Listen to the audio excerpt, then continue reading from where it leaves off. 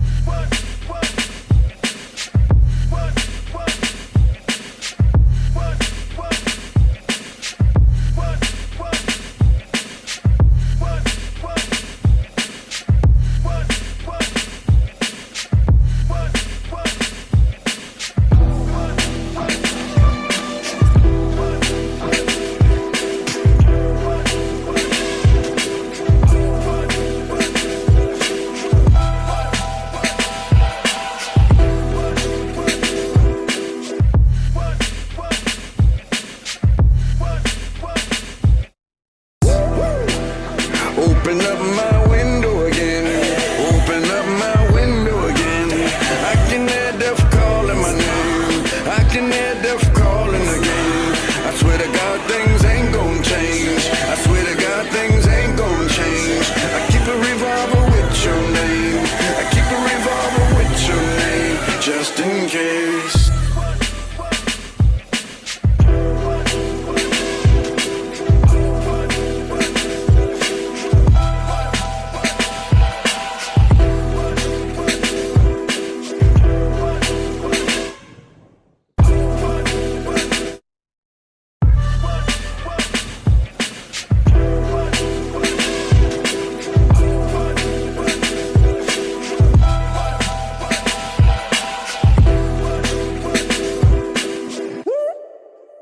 Open up my window again. Open up my window again. I can hear death calling my name. I can hear death calling again. I swear to God things ain't gon' change. I swear to God things ain't gon' change. I keep a revolver with your name. I keep a revolver with your name, just in case.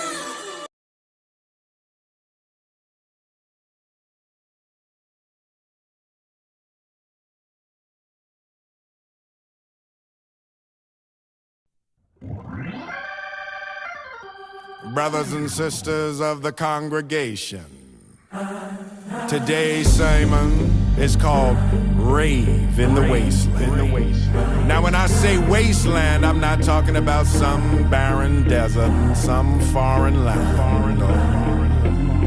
I'm talking about that interior wasteland. I'm talking about that place inside where we are most terrified. I'm talking about that place where we are most confused and disillusioned. That place we slip into when our lives fall apart. That place where we least trust God. When I say rave in the wasteland, I'm talking about a new way to be with our adversities, obstacles, and challenges. I'm talking about a new mindset toward these hard times. When I say rave in the wasteland, I'm talking about conjuring the spirit of joy in the face of our greatest difficulty. When I say rave, I'm talking about looking into the eyes of the dragon and say, not today. Brothers and sisters, let us call forth the energies of gratitude and celebration. And I say, my beloveds, let the rave begin. What's good? Let's do a sound check. How we sounding? Let us begin. What's good with everybody? How we doing? Sorry, I'm late. I just plugged in. Don't have much today. What's good? Who with me? Let me know if you're here. Hit the like button if you're here. Hit the thumbs up on YouTube if you're here with me, just to let me know that you're here and that I you can hear me. I sound okay. Let me know. Are we good?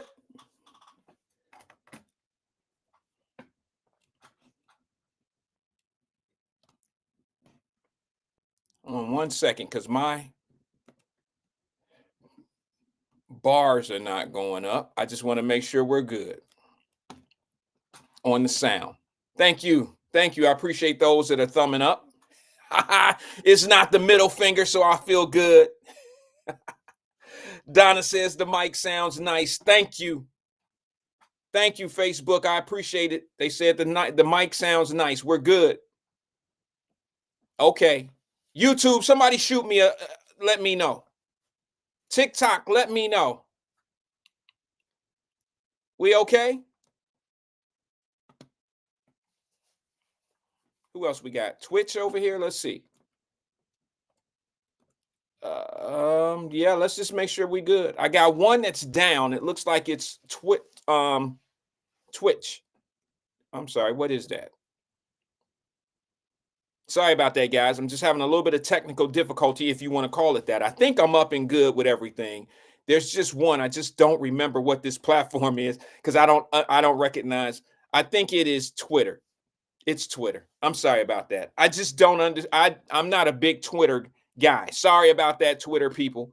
I'm just not I don't go to Twitter much. I do broadcast there, but I don't go to Twitter much. I really don't. I'm sorry. Hold on. Let me get this. All right.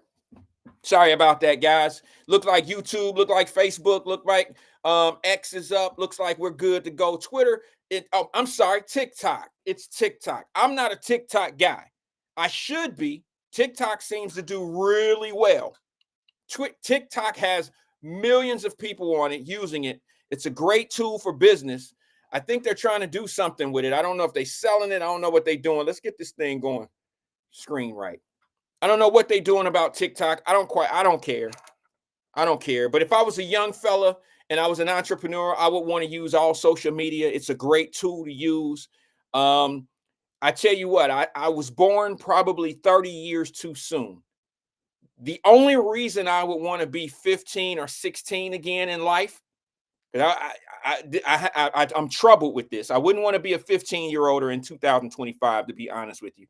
But if I was to come back and start over life, and it was, I would want to come back a 15, 16-year-old with the technology and the things that they have today. I would be a millionaire by the age of 21, I promise. And the reason being is because, and I don't even need to know what I know now. I don't need to know what a guy my age knows to be 15 and be a millionaire within 5 to 6 years. I don't need to know I don't need my knowledge. All I would need is the technology that you all have today.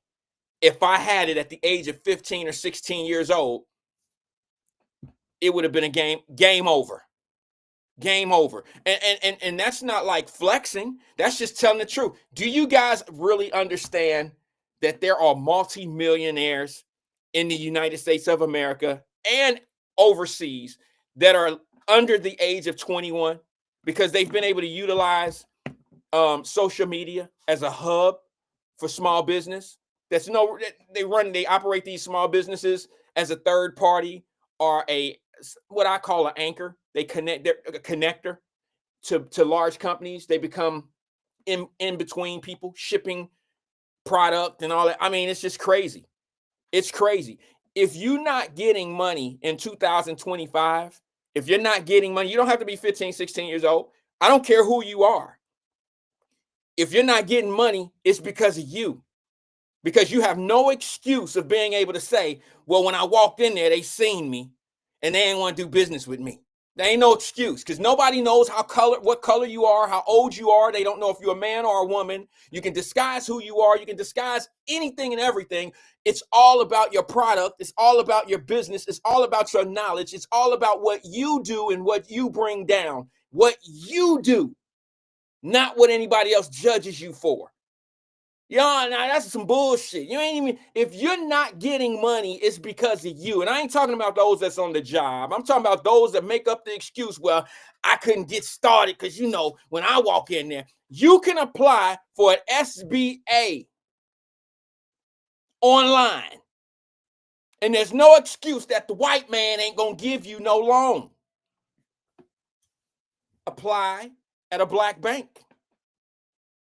13 of them, I'll share the list on my page if you want me to. Apply at a credit union. Borrow against your, if you have confidence in yourself, borrow against your 401k. No excuses. It's easy to say what you can and what you cannot do. It's easy. The shame and sad thing about it is people actually believe you. People will actually believe you if you don't. I see it all the time. We've had the instance right here on the show years ago. I know people that, you know, we get amnesia sometime on here. People get amnesia as if I haven't brought real situations to the table and actually put them out there so people could actually, share their experiences. And when I hear somebody say, well, I couldn't do that, I always try to ask them, well, why not? What happened? Can you share with me your denial letter? Can you share with me what actually happened to put you? Are you going to quit? Are you going to quit because you were not able to? Hey, listen, I don't want to disappoint you, Tanika, LaDonna. I will share those banks, but they have a higher rating of turning down black loans than actual white banks. That's not me. I'm not trying to discourage anyone. I'm just letting you know that it ain't always what you think it is. The black banks have a higher percentage of turndowns of black applicants than the white banks do. Number one, there's two reasons for that. I'm gonna be honest. It's not a bad thing. It's just a reality thing. And the reason being is because a lot of us are intimidated. We're intimidated by trying to go to Fifth Third or PNC or one of these. We're intimidated. We already have a I'm not gonna make it attitude, so we don't even walk in. We don't even try because somebody else tried to do it. And I'll be honest, I would even have more confidence if I didn't know what I know now. I would have more confidence going into a black bank asking for an SBA, small business loan versus going into a Fifth Third if I didn't know what I know now. Because of the way I was raised, I would feel like, oh yeah, they gonna hook me up. Bro gonna hook me up. They gonna hook me up in there. I would probably feel better about my position and then take my ass in there and not have my paperwork in order and get denied because the underwriter actually says you don't qualify for these reasons here, which they have to disclose those reasons to you. And then I would walk out of there not with the same denial attitude. I would probably walk out of there trying to get my shit together, get my things together. Like, okay, they told me to work on this, get my GDP, get my debt to income ratio down. All of that plays a major factor. Where if I walk out of Fifth Third Bank, man, Fifth Third ain't shit. They want to get the money to the white boys and over the Rhine so they can get their stone buildings put up and all this. Oh, that's what. And then we hear those stories, and that tends to float around, and that seems to be the narrative. If you want to open up a business in downtown Cincinnati, you don't need Fifth Third. You don't need PNC. You can get money out of California. You can borrow money in any state. It could be from a black bank, a Jewish bank, whatever you want to. You don't have to look for your local stuff to make something happen for you local. That's the beauty of this technology of today. There's no excuse other than self. I didn't know how to do it. Try that first. I didn't have all my shit together. Try that first.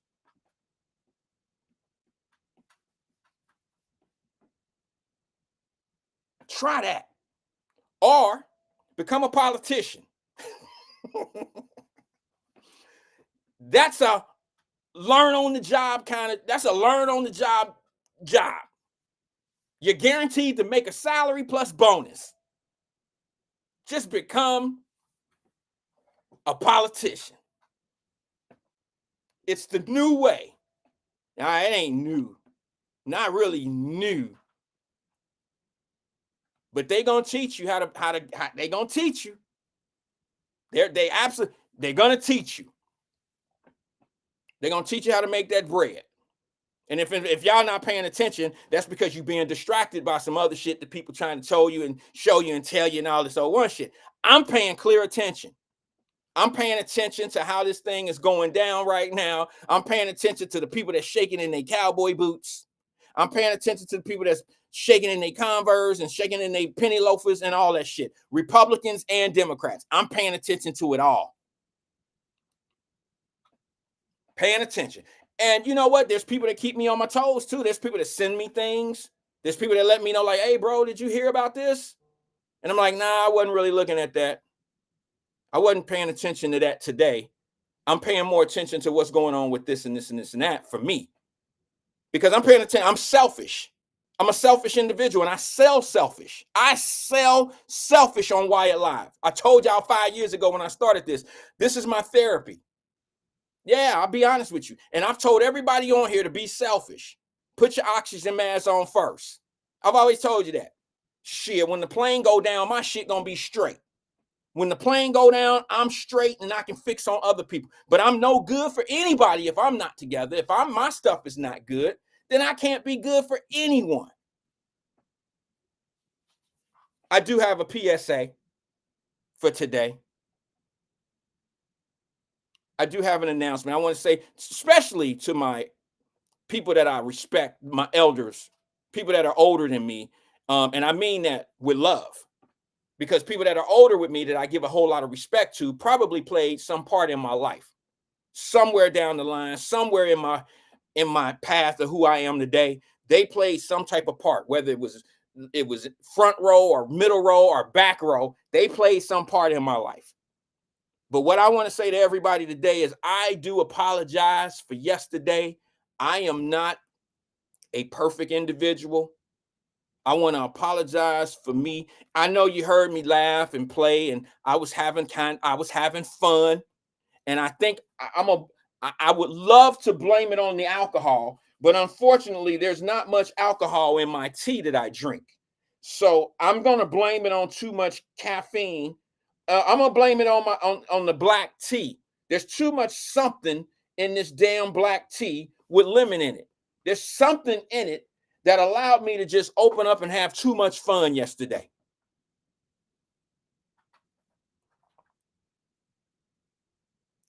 And what I mean by that is, I think I had too much to drink.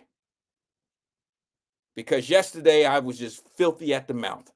And I told y'all years ago, 2-3 years ago, that I would stop trying to use filth, bad words, bad language, because I was taught by my grandmother that most people that cuss all the time, the only reason why they cuss is because they can't articulate.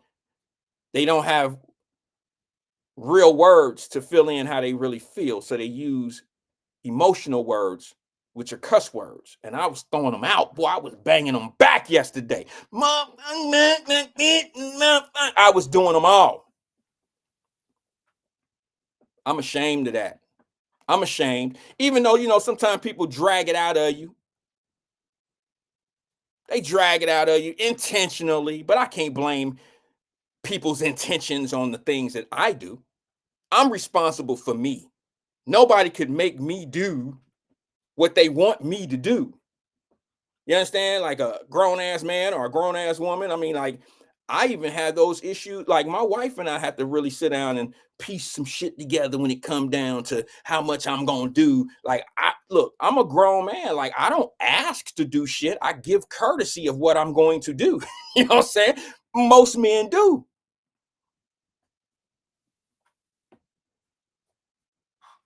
Most men do. Like, I'm gonna be honest with you. That's the only thing my wife ever had a problem with me in life, was the fact that I am so, I don't know if you want to call it selfish, but I'm so set in what I do as a man, and I know how important everything that I do in life at this point is important to me. So every decision that I make it okay. Let me not say I do it without my wife. Let me just say that I take my wife in consideration, but I make my decision on what I'm going to do. Okay. I wouldn't do anything to harm my family or my wife, right?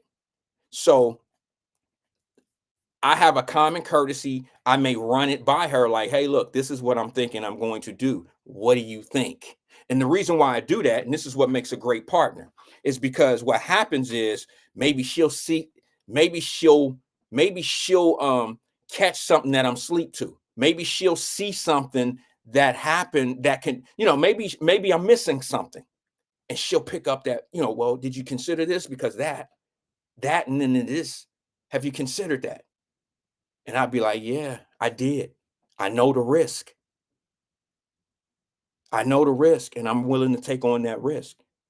And not one time has she ever said, no, don't do that. Don't do that. And we've had our conversations where she was really adamant about it may not be the right thing to do, but she's never said, well, it's on you. If it go down, if it go wrong, that's on you. Never said that. Never said that. I had an old head tell me one time, a guy that I looked up to, a brother, and he was telling me, he said some shit to me that was real. He said this before I was married.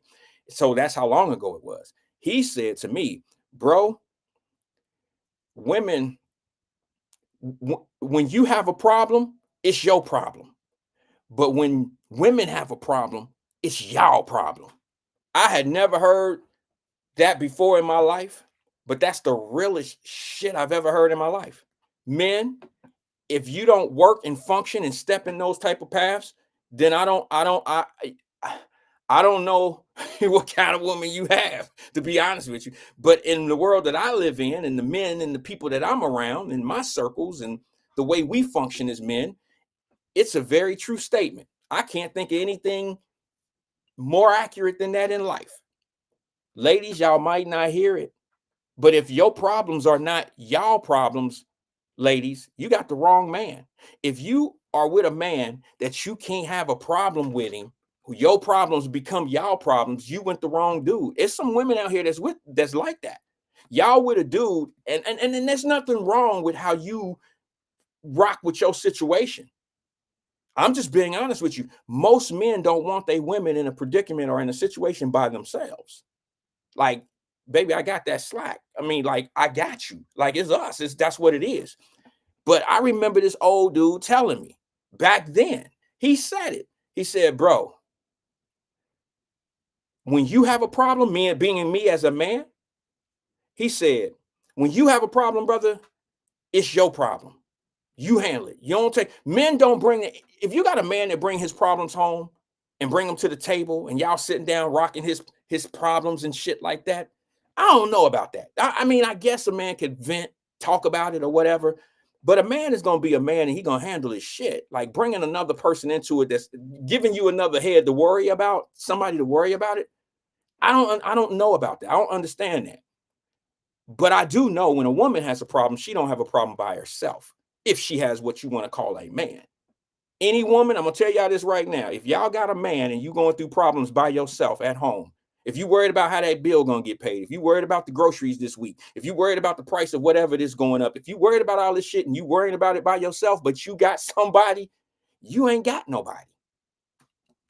Cancel me now. Fellas get mad. He's messing up the game. It always take one of them dudes. It always take one of them dudes. He don't know my situation. You right, I don't know your situation. And I ain't trying to mess your situation up, bro. I ain't trying to do that. I've been known to do it, but I ain't trying to do it on purpose. I'm just saying, step your game up.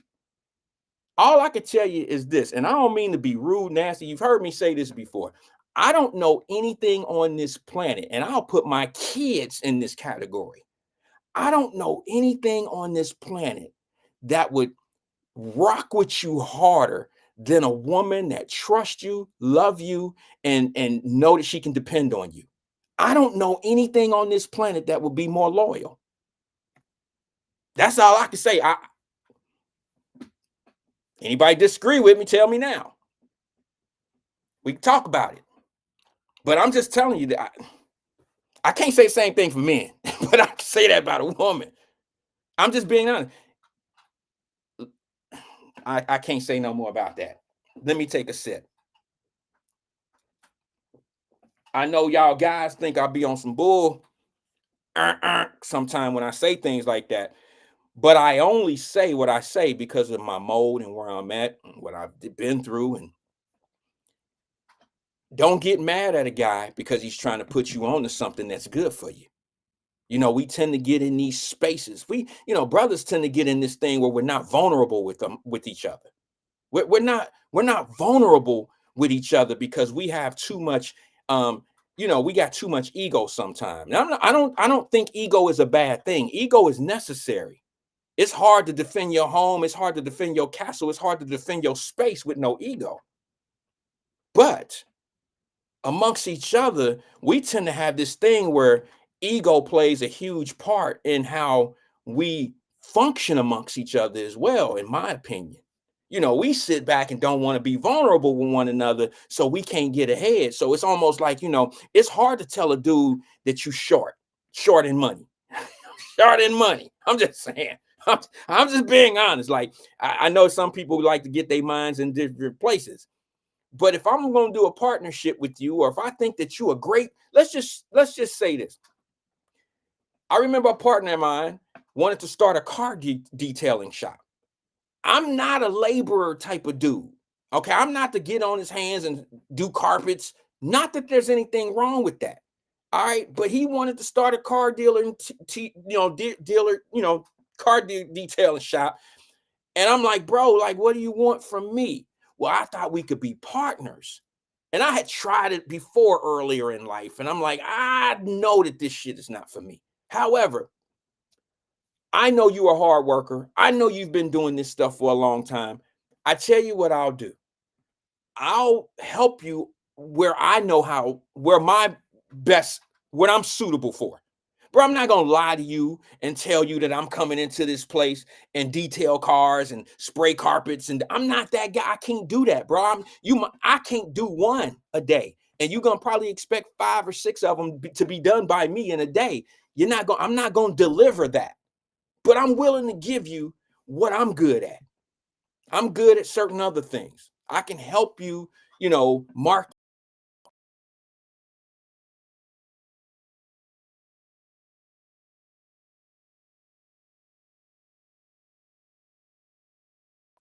I'm not going to be. Uh-oh, it looked like we cut down. Did we come back up? I'm sorry about that. It looked like we shut down for a second. But I'm not going to be that guy that's going to be able to tell you, here, let me make sure I'm good. Are we good? We back up? All right. I'm not going to be the guy that's going to come hit the clock and I'm going to produce what you need out of me. I'm not productive like that. I hear you, sis. Alethea said, it's hard to tell another man you're short. No diddy. You're right. I don't mean that. I know where minds go sometimes. I'm just talking about the vulnerability, because look, let me just tell you, I've been through vulnerability with dudes that didn't have good intentions. Like, they'll play on the fact that's part of the game too. I'm on crap right now. I'm effed up right now. Hook me up, put me on, and it's all game. That sounds like vulnerability. It sounds like somebody that's trying to come at you with a pure heart and you need to uplift them. You need to help them or whatever. It sounds like that, but they have no intentions of paying you back. They have no intentions of doing anything, that's going to make a relationship with you and this person a longevity relationship. They have no intention in that. It's all game. And see, what happens is when you start dealing with people like that, you become like immune to it, and then you don't entertain people. You don't entertain their vulnerability spot. You think they on game. You think they on some bullshit, and you don't even give them an opportunity. You don't give them a shot. I had a few guys. I'm gonna be honest with you. I had a few guys. I never really invest in the product. I invest in the person. So whenever I see someone that has an idea or whatever, if I see them going in the wrong direction, the first scale, and I shouldn't tell my secret here, but this is a secret, and maybe you guys could get your stuff together and try it on someone else so you'll be ready and prepared. But my secret of if I'm going to deal with you or not is this. I'll be honest with you. And that is, if I critique what you have going on, I watch how you accept my critique.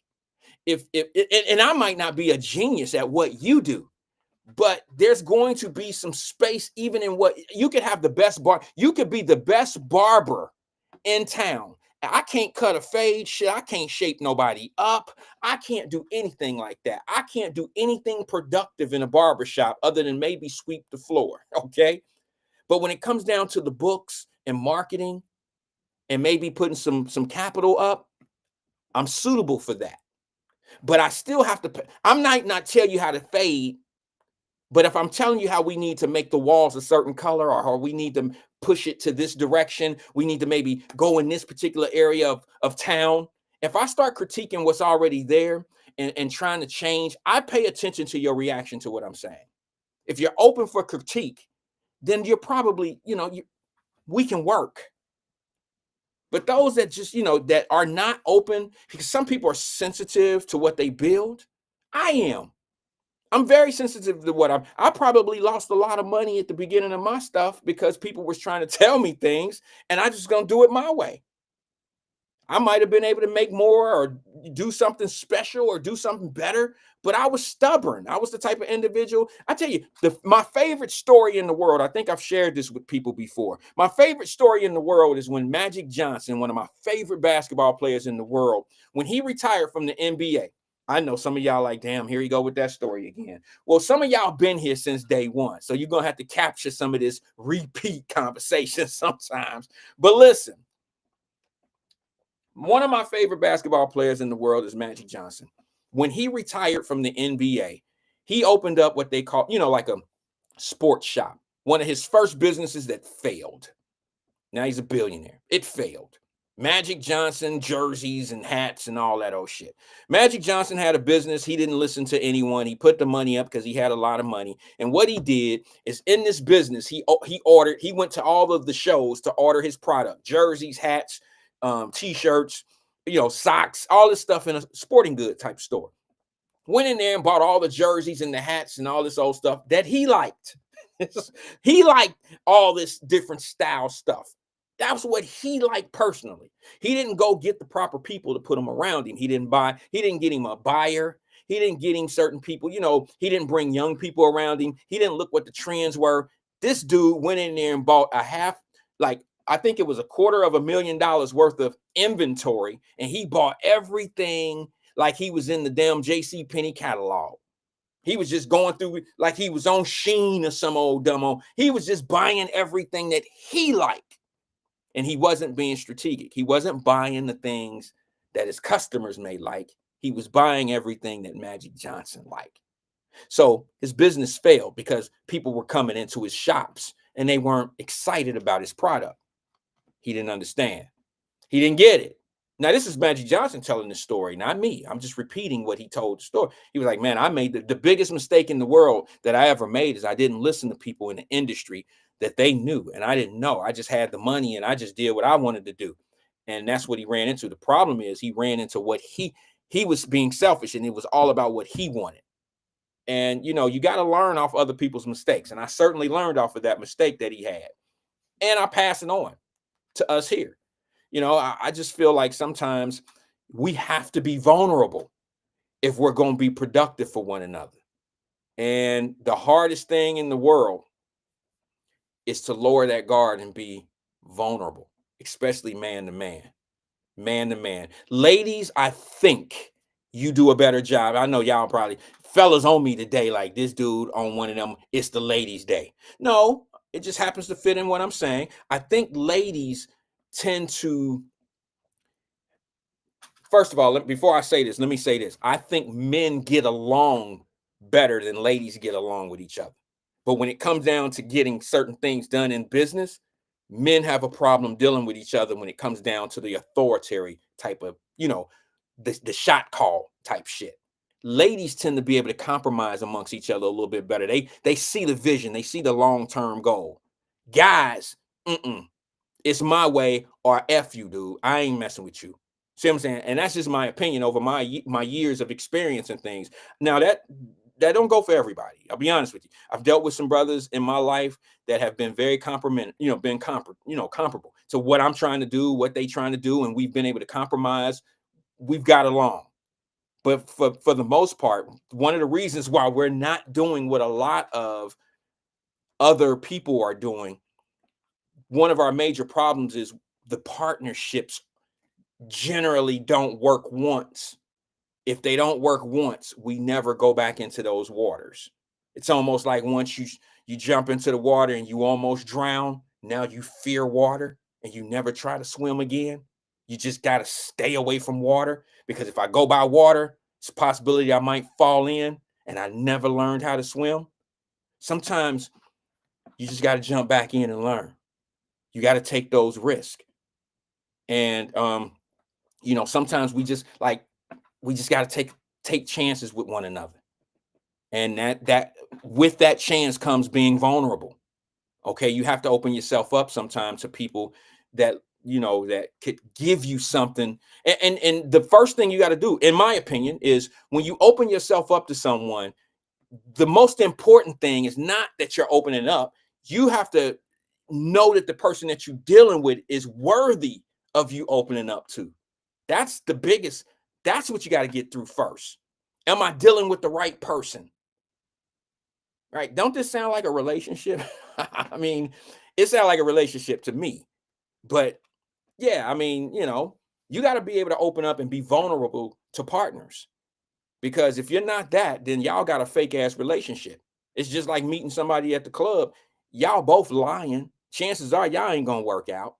I know some of y'all probably met y'all husbands at the club. Y'all met y'all wives at the club or whatever, and it just happened to work out. I don't know. But 90-some-odd% of those relationships don't work out. Because when you meet somebody and you dealing with somebody and y'all start off on false pretense, that's not going to work. Most things that start out bad end bad. All right, so look, I'm done with that. I'm going to move on.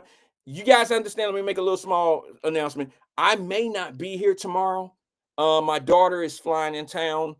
Yesterday was her last day of class. Today she's doing a presentation they have this auditorium that they have to do this presentation, and she's getting into cancer research. She's a doc. She's going into medical school, studying cancer research and things of that nature. So she's at in Nashville right now doing this thing, and she called me. You know what? Let me see if I can call her back real fast to see if she's okay, because she called me while I was talking. 1 second. And then I'm going to go to the phone lines. I got people waiting. Now you're going to call me.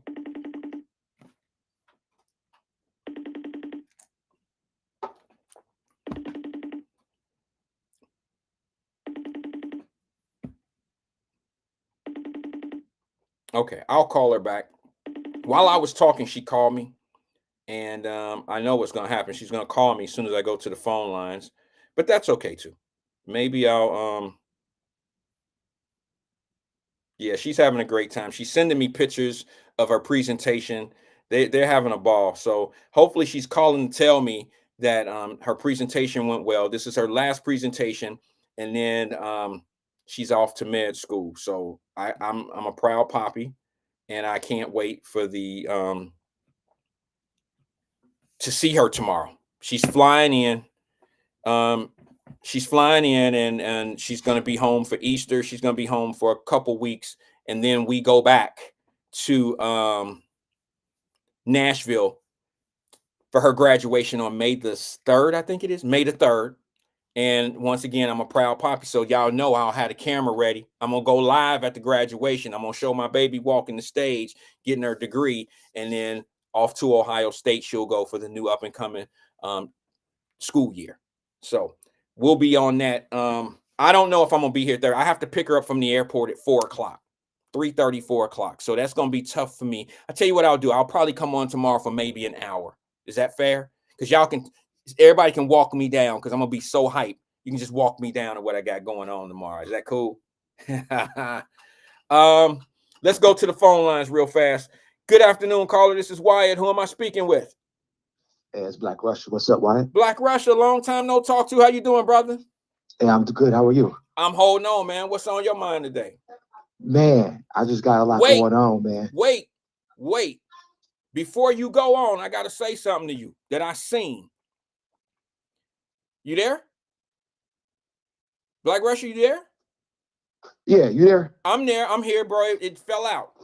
It fell out. Oh yeah, I don't know what happened. Listen, man. Congratulations to you, bro. I seen on your page on social media that your son is signed up with the FC Cincinnati on some soccer stuff.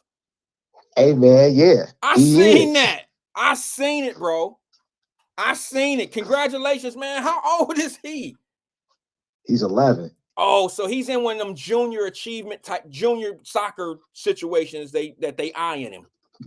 He's in the academy, yeah. Okay. So like they basically what he did was we had he's been playing since he was 3. Okay. So what ended up happening was he's been playing for the last 6 years up until 9. And so, you know, he grew up playing against his sister who was 6.5 years older. So he was always playing against, you know, older kids. Okay. And he messed around and played club. And I, you know, made some investment into him going to Xavier for a couple camps. He did really well. Okay. Then I made an investment for him to go to Mulder soccer camp. He did well there too. But he actually practiced with the high schools at like age 10. So I put him in a camp with FC Cincinnati because the age group, they start at 11. So it was the week of his birthday. We used to turn 11. So he went to winter camp up in Mason. And 10 days after his 11th birthday, I got an email saying they want him on the Discovery program. Yeah, so that's dope. He did the summer part, and then we didn't know they were cutting. So I don't think he told anybody that, but they made cuts, and he made the cut for summer camp. Okay. So all they gotta do is make 2 more cuts, and he's full time in the academy playing full time. So yeah, thank you for saying that. I don't brag too much about him, but yeah, he's a bro, you better brag about your babies, because well, I see you doing it. Congratulations, your daughter. She's about to graduate. Bro, listen, that's big time. You getting a lot of love on the comments here. A lot of people saying congratulations, so make sure you go in and check the comments. Oh yeah, tell them I said thank you so much. What's up, sis? I didn't see Tracy was here. What's up, Tracy? She here. Everybody saying what's up and congrats on you, Tanika, LaDonna, Black Not Democrat. Mama Birch, a lot of people saying, if I missed you, I'm sorry. Miss Williams on here. Yeah, a lot of people saying congratulations to you, bro. But listen. Thank you so much. I appreciate it. I'm gonna go in the comments when I get done, and I'll make sure I tap into everybody. But yeah, he's 11 years old.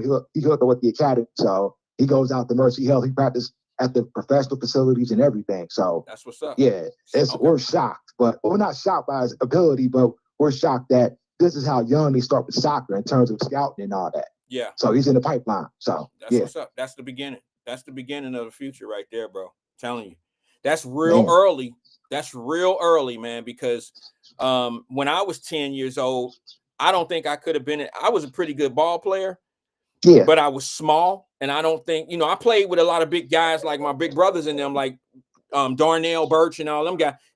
I played with some big dudes, but I wasn't good enough to be able to sustain all that pushing and shoving and stuff at that little small age. You see what I'm saying? So your son must be pretty damn strong. And, my daughter beat up on him a lot soccer-wise, so he had to get up with that real quick. Like I said, she's 6.5 years older, so when he started playing at 3, she had started at 5, so he had been playing with her, since he could kick.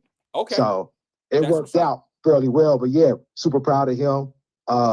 If he gets through these last 2 cuts, then FC will own his rights as a homegrown. So, I don't think people picked up on soccer like that, because we got into 2015 professionally. So it was pretty late in the game. America's behind the soccer game. When they started picking up, I just saw it as a tool for my daughter to actually get some exercise. But, that kind of soccer wave hit in America, and he got really good. And we just put him in certain positions, made the investments in.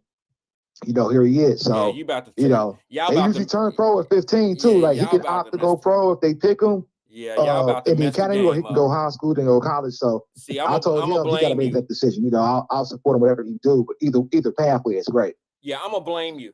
I'm gonna blame you right now for messing up the soccer game. I played 0 soccer, bro. It don't matter. It don't matter. The things that my kids are doing today, I had no interest in going to medical school or any of that. It's not. Look, right. We're only a vessel. We're only supposed to guide our kids into what they really want to do and what they want to be. We're not supposed to make them do what they don't want to do, and we live vicariously through them. That's not the goal. Our goal is to make them great at what they want to be and what they want to do. So I praise you. I admire the fact that you have a kid, that you've been able to put that work in. And it comes, you have to take credit, bro, because he could be ripping and running these streets. You feel me? It could be. It come from us. It come from us. It come from us. What's on your mind today, though, bro? What's happening? Man, look, let me tell you something, man. I'm not sure if there's too many black folks, and I don't want to get super political, but we might have to. So I don't know. You heard the story about Letitia James, the Attorney General of New York? Yes, I have. Man, they coming for her, bro.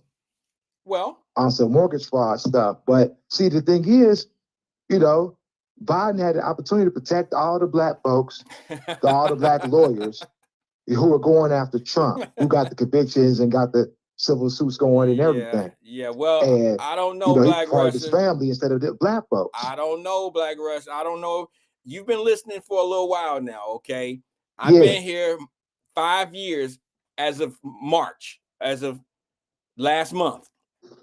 And when that thing start going on about those AGs going after Trump and all that stuff, I got a lot of blowback when I don't know if you heard the show, but some of y'all heard the show, some of you, and of course they're going to say I'm defending Trump. This ain't got nothing to do with Trump. Trump's part of it, but this don't have nothing to do with Trump. I told people back then when y'all was hating and still hate on me for making these comments, I told y'all a long time ago, Biden was using black folks to do his dirty work. He was using black AGs to go after Trump. Why didn't any of those white AGs in other cities go after Trump for things? Why did he use all black AGs? And then when I brought that to the table, I said, he using us. That's what they do. They use us. And he won't have their backs. When he done with them, he gonna be done with them. Right. Now, what's happening right now? Lining their asses up. They didn't think the Trump dude was gonna win. Right. Do you understand why? So why didn't Biden? I said when he through with them, they gonna be out there on their own, and everybody gonna be hollering about how Trump or whoever win presidency going after the black people. Do you remember? I said it. It's probably been a year and a half ago. I remember that conversation. Okay. What's going on right now? Joe Biden, and this is not political. This is like what actually happened. Joe Biden gave pardons to everybody other than the black people that did his bidding against Trump. And if you think I'm lying, check it. If you think I'm lying, check it. So when people got at me because of me making that statement a year and a half ago, during the time that they was filing these charges on Trump and doing all that old shit, I was looking at where it was coming from. And I'm like, wait a minute. Y'all can get mad at me all you want to. You can say I'm defending Trump all you want to, but you don't clearly see what I see. I see these folks are being used. The government wouldn't even file the charges that these people was filing. And I said, okay, guess what? When it's all said and done and over with, I said, they better hope that man don't win because they're going to get done in. And we're going to see if Biden going to be there for them. And where we at right now? Is Biden, who did he give pardons to, Black Russia? Did he give pardons to any of those black folks that was going after Donald Trump? Not that I recall. I think it was his whole family and went 20 years back or something like that, all the way forward. He gave his son, all his brother. He gave them pardons for shit that the government, states can't even come back and file charges on them because they have they have pardons. And I'm like, wait a minute, what about the people that came in and did that shit that you was having meetings with them? What's the girl, that Fannie Willis and all that? Y'all don't remember me having them conversations? Yeah. Watch what happened. Now, the James lady in New York is now facing the same type of charges that she threw on Trump, which you would never really go back and charge somebody for over-evaluating their property. That's between you and the bank. If the bank don't do their due diligence to do a proper inspection, then what? That's on you. That's between the person who's doing the business with the bank. Now she then went in there and did escalation of her property, told the people on the application, Black Russia, that her and her dad was married so they could get a better rate. She also she put like the property had 4 bedrooms instead of 5 bedrooms so she can get a better interest rate. She's done the same things that she accused this man of doing. How you gonna go go do that work for that man like that and not have your shit together like that? How It's you gonna do incredible, that? bro. Unless you I was saw told we got you. right. They No. don't get you right. They don't even get you. Like the same thing Marilyn Mosby did in Florida. He didn't help her out with no parting. You know, Fannie Willis, she got caught up, ain't help her out with no parting. Then now we got Letitia James, who's the loudest of all of them for real. Guys seen the video of her last week talk crazy about Trump.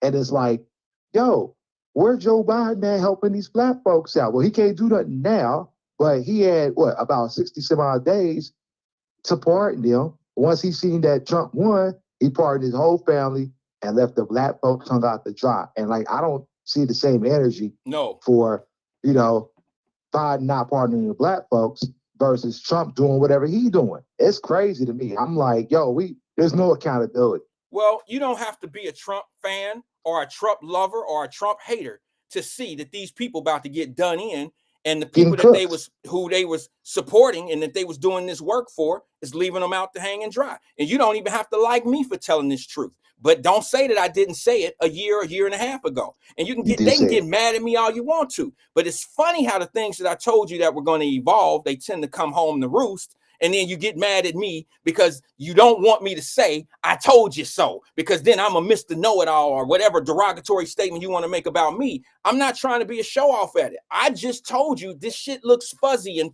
it don't sound right to me. It don't look right. If the government won't go after this man, why do you think that a state AG will? I don't understand that. I don't get it. And I just don't like for black folks to get used by people and then be told that they being done. Like, for instance, you know what? I don't really want to talk about that. I don't want to talk about it. I don't want to get into it because I don't like to get into those conversations of I told you so, because everybody can't handle that.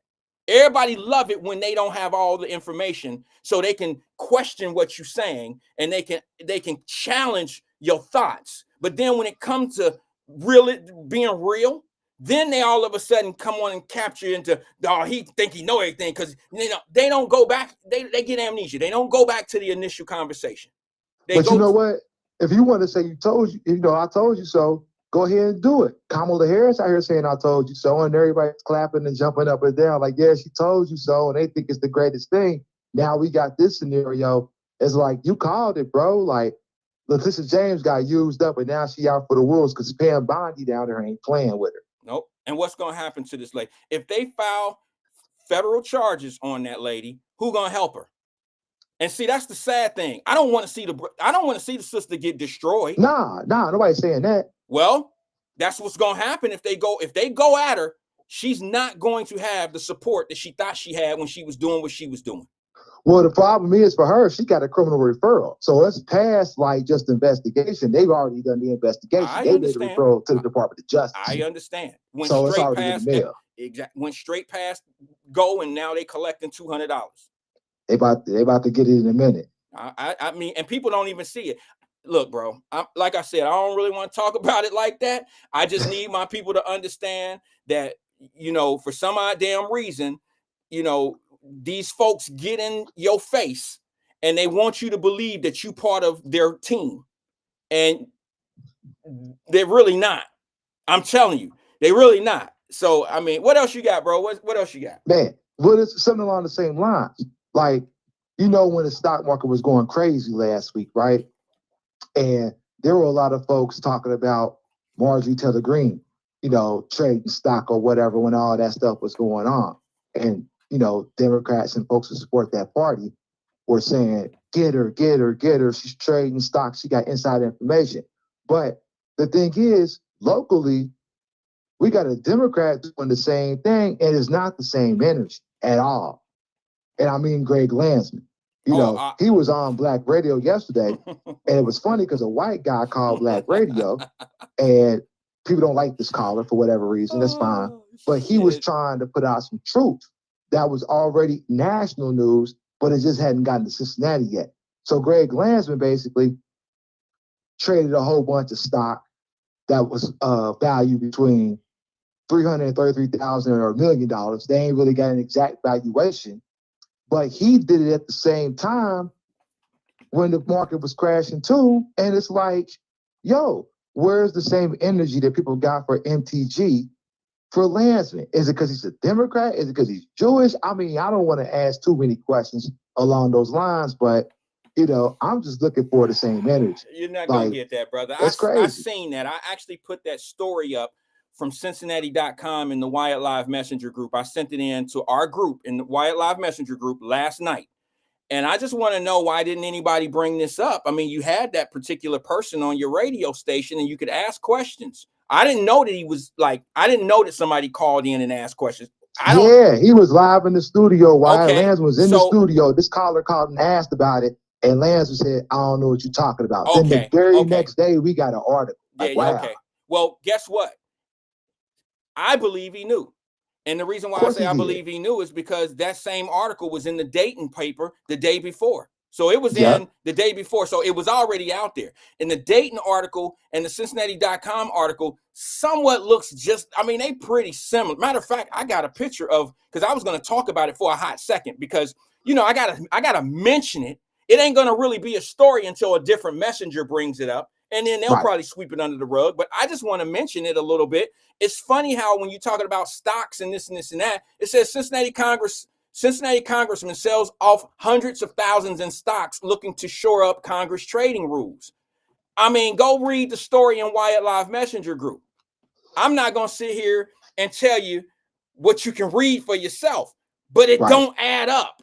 It don't, here's my problem with a lot of things. I get tired of rich people coming to talk to poor people or people who they call, working class or whatever. I get tired of people falling for these fake ass rich people's, narratives and they fakeness of they looking out for you. We then went from the millionaires ain't shit to now the millionaires telling people that the billionaires ain't shit.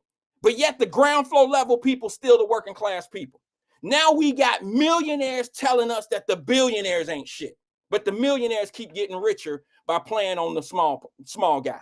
That's the craziest shit in the world to me. Now, I read the story, and we're talking about a sale of stocks in between $376,000 to $1.5 million. How many people was listening to him talk moving stock like that?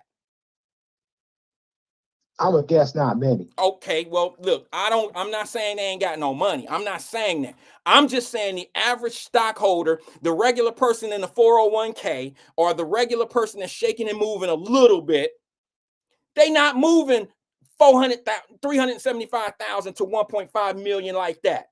And you're gonna come in here and talk about the people? You're not the people. You're one of the elite. You're part of the 1 or 2 percentile of this country.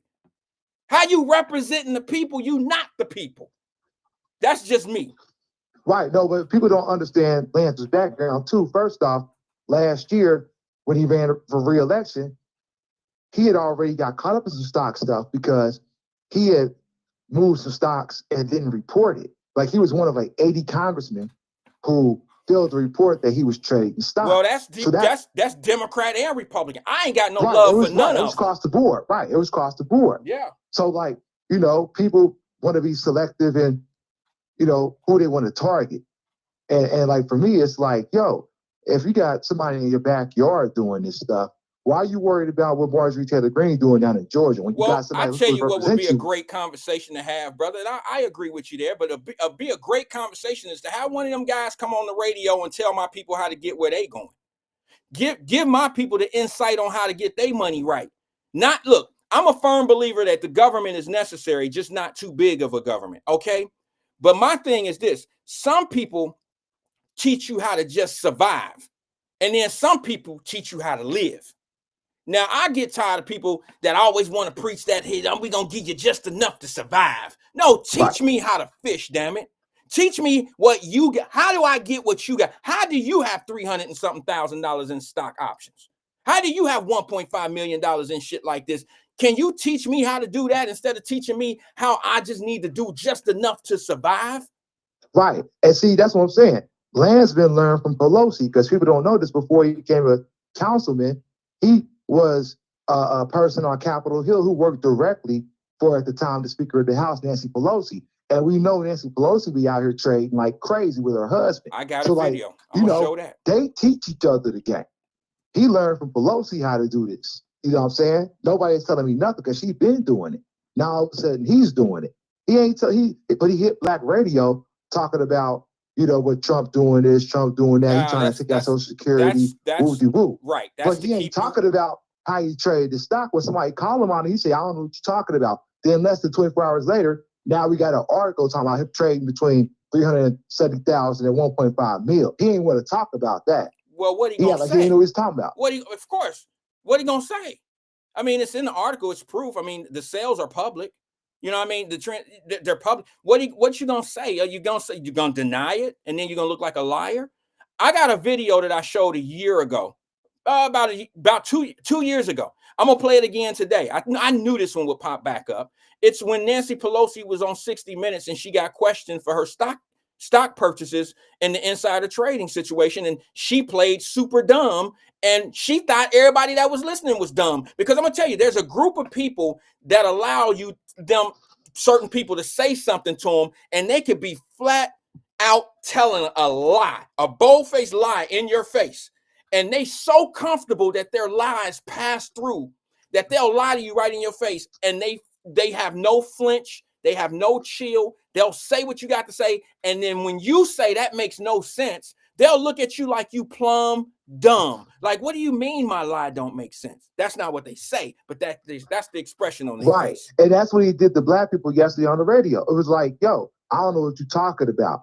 Like, and then an article comes out 24 hours later locally when it was already in Dayton yesterday. And then about 4 days ago, it was in Reuters. Okay, so like, you read this stuff, bro. You knew this was coming. But then when you get on black radio, you want to trash, what the Republicans are doing. Then somebody call you on your stuff, and you like, I don't know what you're talking about. So he lied to black people when he said, I don't know what you're talking about. He knew exactly what people were talking about.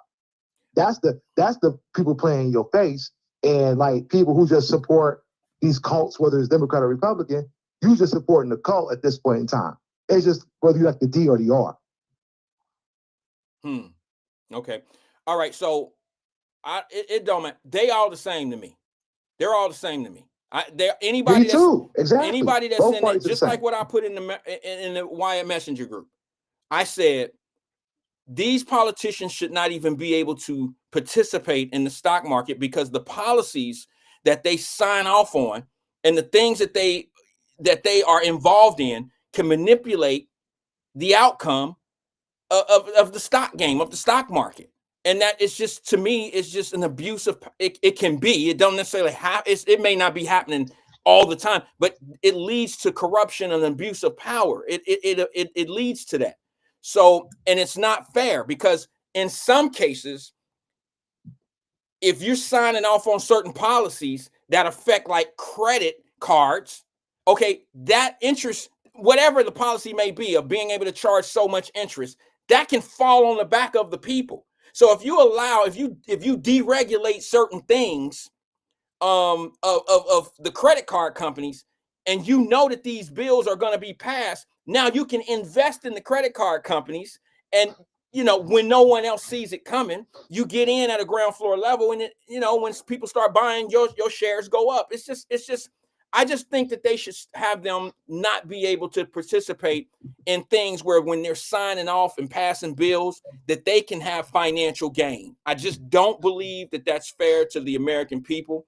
I don't think that they should have that type of ability to do, because it's not going to play, it's not going to play out right for us. Right. But here's what Landsman did. He tried to sell his stock under the guise that I'm going to sell my stock and then put it in a blind trust. Well, you already got the insider information. You know when to sell. You know what I'm saying? Like, people want to be like, well, they had inside information on the tariff situation. Well, the Democrats had the same information too. So I did too. And anybody that plays a stock game, there was no secret that tariffs was going to play a part in certain type of stocks. When was there secrets about the tariffs the tariff war? See, this is what I'm saying. When people get information, if you don't know much about, if you're not educated about certain things, then once things start to happen, You got reactive people and proactive people. Right. People that are proactive actually knew that the tariffs were going to play a huge part in what was going to go on in these stocks and how the value of companies. It's just evident that that was going to happen. And especially the Congress folks, they knew it was going. They knew it was going to happen. Well, an average investor know. There's no way in the world that I didn't know that I should move certain things around that are not American made, because these things were going to affect my bottom line. But that's just because I'm on that type of shit. The average person could even see it. There was no, did they have secret meetings that tariffs were going to go up? Were there announcements weeks prior that tariffs were going to go up 25%, 10% on that country? You knew well ahead of time. There was no game in that. Do you understand what I'm saying? There was no, it was prepared, it was premeditated, it was there. He campaigned on it. Well, all I'm saying to you, brother, is no one was surprised that the market was going to go the way it went. If you're in the stock game, if you understand how it works, they had plenty of time to prepare. No one could guess where it was going to end up, but chances were that the numbers were going to go down. It was going to tank. And here's the thing. Once again, I got to say what I got to say. In Wyatt Live Messenger group, I made an announcement before anybody was accused of insider trading or anything. I said, look, we are going to be in a position, folks, in the next couple of weeks. I'm thinking, I was guessing a couple of weeks, to be able to buy. Get ready to buy. Get ready to buy. And I told everybody, get your $50 ready, because there's going to be certain things that when I think we're at that rock bottom, let's buy at $50. Let's buy $50 worth of this particular stock or that particular stock. I was prepared for it, and I tried to tell my people. I mean, I said it before any of this. Was that insider trading? Who do I know in Congress? Who do I know? Who do the market? I'm reading what's going on in the United States of America. I'm reading. I didn't have no insider trading on an announcement that this shit was going to happen. I don't know what people, some people just want to be mad and they don't understand what they mad at. And that's just the bottom line. They can say what they want to say. But the bottom line is, anybody that got half or 2 cents of sense who play the market could see, oh, you either been on pay. Look, I made an announcement. I said in Wyatt Live, I said, man, I took a bath this week, but I don't see my losses as losses. These are future gains for me because I'm buying more. And I made that announcement. Anybody in the Wyatt Live message group, y'all know I said that. And I said it before all this stuff of insider trading and all the stuff they want to live on right now, because everybody got to be distracted of what's wrong instead of what could be right. I said it in the group. I said, listen, everybody, I use Kroger as an example. I said, everybody, let's just put $50 into Kroger. Buy $50 worth of slice stock of Kroger. It's down. It's going to rise. Everybody got to eat. It's down. It went down. Now, what I do every day, Black Russia, is I post Kroger stock in the Wyatt Live Messenger group every day. I don't give a damn if I made $1 off of it. Literally $1 off of it a day. Not one day have I posted in a week and a half, posted in Wyatt Live Messenger group the stock, and it's been down. Every day it's gone up a little bit, maybe 0.25% or whatever. As long as it's not losing any money, I feel it's been pretty even still. Exactly. So, I mean, what happens in the next 6 months when it goes up to $60, $70 a share or whatever? Well, here's the thing. Like you said, reading the market, these tariffs are paused for, I guess, the time 90 days. So I would say, hey, in the next 75 days, 60 to 75 days, look to get back in it, look to play, because it could go up, it could go down, but just be ready. But see, my point is that the politicians they already know what's going to happen in terms of like whether he's going to implement these or not in the next 60 to 75 days. So now, and it's Democrat, Republican, again, it's just two gangs. So like, I'm just saying they all doing the same thing. I'm just saying keep the same energy. You know what I'm saying? I understand. People reading the market versus talking to the business owners and the CEOs about what the impact is going to be, or the board of directors. I got you. I understand. So, all right, Black Russia, what else you got, brother? Hey, if that's all, anything. brother. Hey, I That's it. appreciate you. Congratulations to your daughter again, bro. Oh For no, medical school congratulations to speed. your son. Ain't that a beautiful thing? Congratulations to your daughter, brother. Oh, congratulations to your She son. the one that really did it to him, man. She was beating him up. So That's good. you know, and I hope more black kids get into soccer too, because again, it's only gonna, you know, FC's only 10 years old as Yeah. far as professional team, and they expanded their academy. Yeah. So if you got young kids, try to get them in them camps, you know, get them popping right now while they're young, because it'll pay dividends in the end, because he's one of the few black kids on the team. Everybody else is like, as far as if they black, they're African, basically. No, I understand. I understand. So- Look, man, soccer, I'm pretty sure this is the largest sport in the world. I mean, Oh, no question, it's global. And I mean, they get exactly. paid in euros. That's where the money's at. It ain't even American dollar, it's the euros. Yeah, well, hey, I tell you what, I'll take Euro, Giro, Zero, Vero, all of them. I'll take Cash App, Zelle, Right. all of them. Apple Pay. Apple Pay. Bring them on, baby. I take them all. Angela All right, Kenny, brother. I will send you an invite. I don't know what. All right, brother. I'm sorry. All Oh, right. she's talking about invite me back to the group too. I did leave for a second because there was a lot of stuff going on, but Okay, yeah, no I want problem. to jump back in there too. All right, I'll send you guys an invite. I'll send you guys an invite after the show today. I'm going to show All this right. video of Nancy Pelosi from a couple years Oh ago. yeah, go ahead, bro. All right. Critique that. All right, brother. Talk to you. Thanks All for right, brother. engaging Yep. with us. That's Black Russia, I believe, out of Cincinnati. But yeah, man, I don't really like to get into them type of conversations, because there's some people that set these stories that they want to tell as if one is better than one group of people better than the other, and they're not. I mean, you know, it's just funny to me that we got people that always want to, well, what about such and such? And I'm like, what? I mean, why? You know, it's like when something's happening in the black community, this is what used to burn a hole in my, you know what? Like we would say something that's, sorry guys, my collar is all over the place. I feel like I'm in the 60s with this collar on, and I got a fan that's blowing, and the fan is hitting my collar, and it's slapping me up a little bit.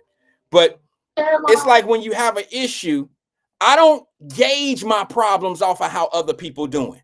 All right, if I got a problem in my neighborhood, too much drugs, too many people fighting, too many people shooting one another, I'm not gonna say, well, what the hell they doing in Norwood? You know, Norwood got the same problem. I don't care what they doing in Norwood. What's happening on my block is what I care about. That's what I care more about. I don't care what they doing in Norwood. I don't care how they didn't get punished for doing. I don't care about that. If I feel like I'm in the traffic of something where I'm going to be mistreated, and I know it ain't going to be fair, like if I catch a dope case and the white boy catch a dope case and I might get 10 years and he might get probation, then damn it, I know not to sell dope. I know not to be in an unfair situation, especially when I'm doing some shit wrong. How am I going to justify my wrong because I've been done wrong in this criminal justice situation? How the hell is that ever going to happen? And what sense does that make? You think because I'm committing a crime, I'm justified, or my anger is justified, that I've been done wrong because of how they treated somebody else? Now, that's just some shit you want to talk about. You might even have a legitimate reason. I mean, a legitimate argument, but you have no reason for your decision making. You did the shit you did, and you went in knowing, well, if somebody else do it, they ain't gonna be as hard on them as they're gonna be on me. So that's even more reason for you not to do it.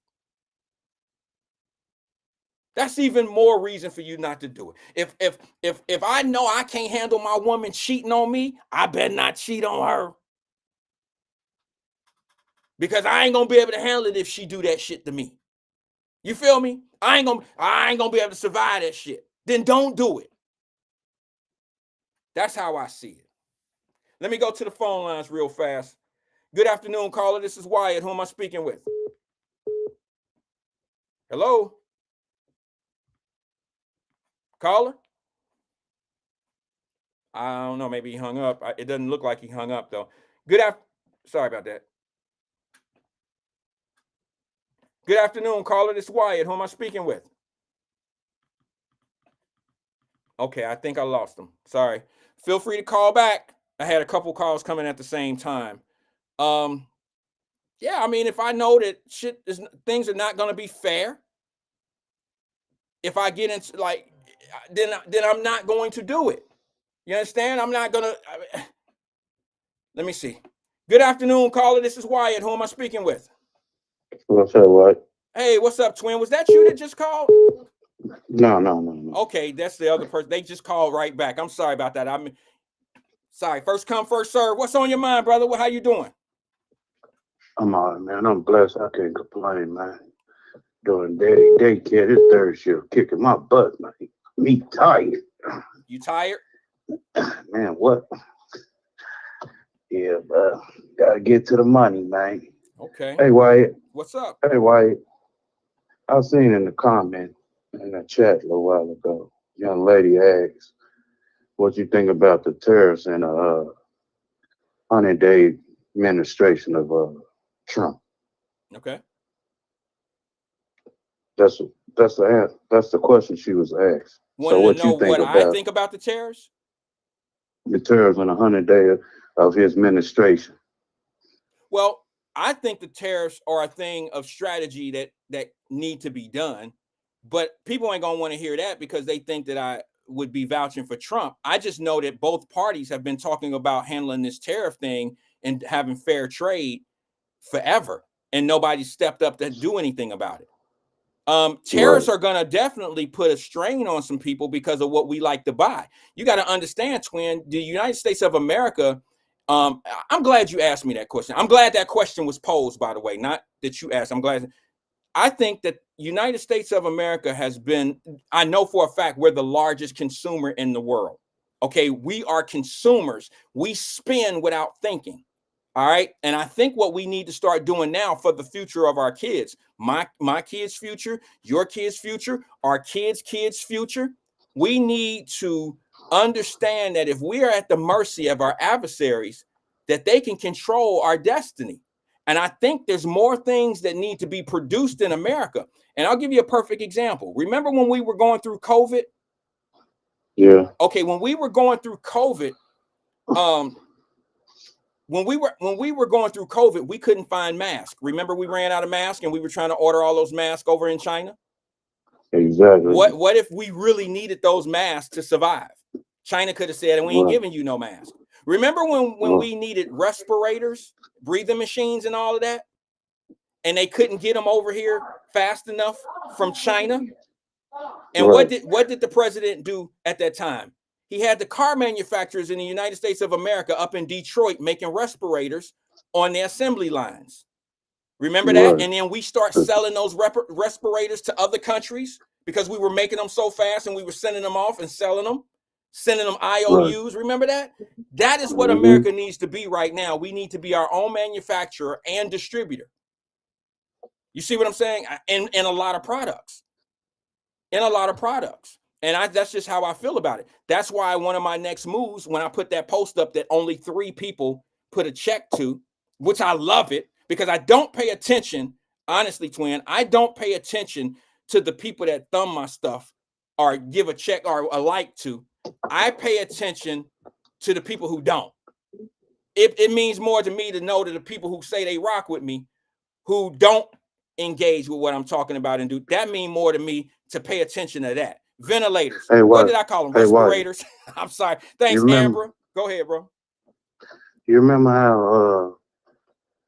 how people used to say, sleep tight, don't let the bed bugs bite? Ooh, yes.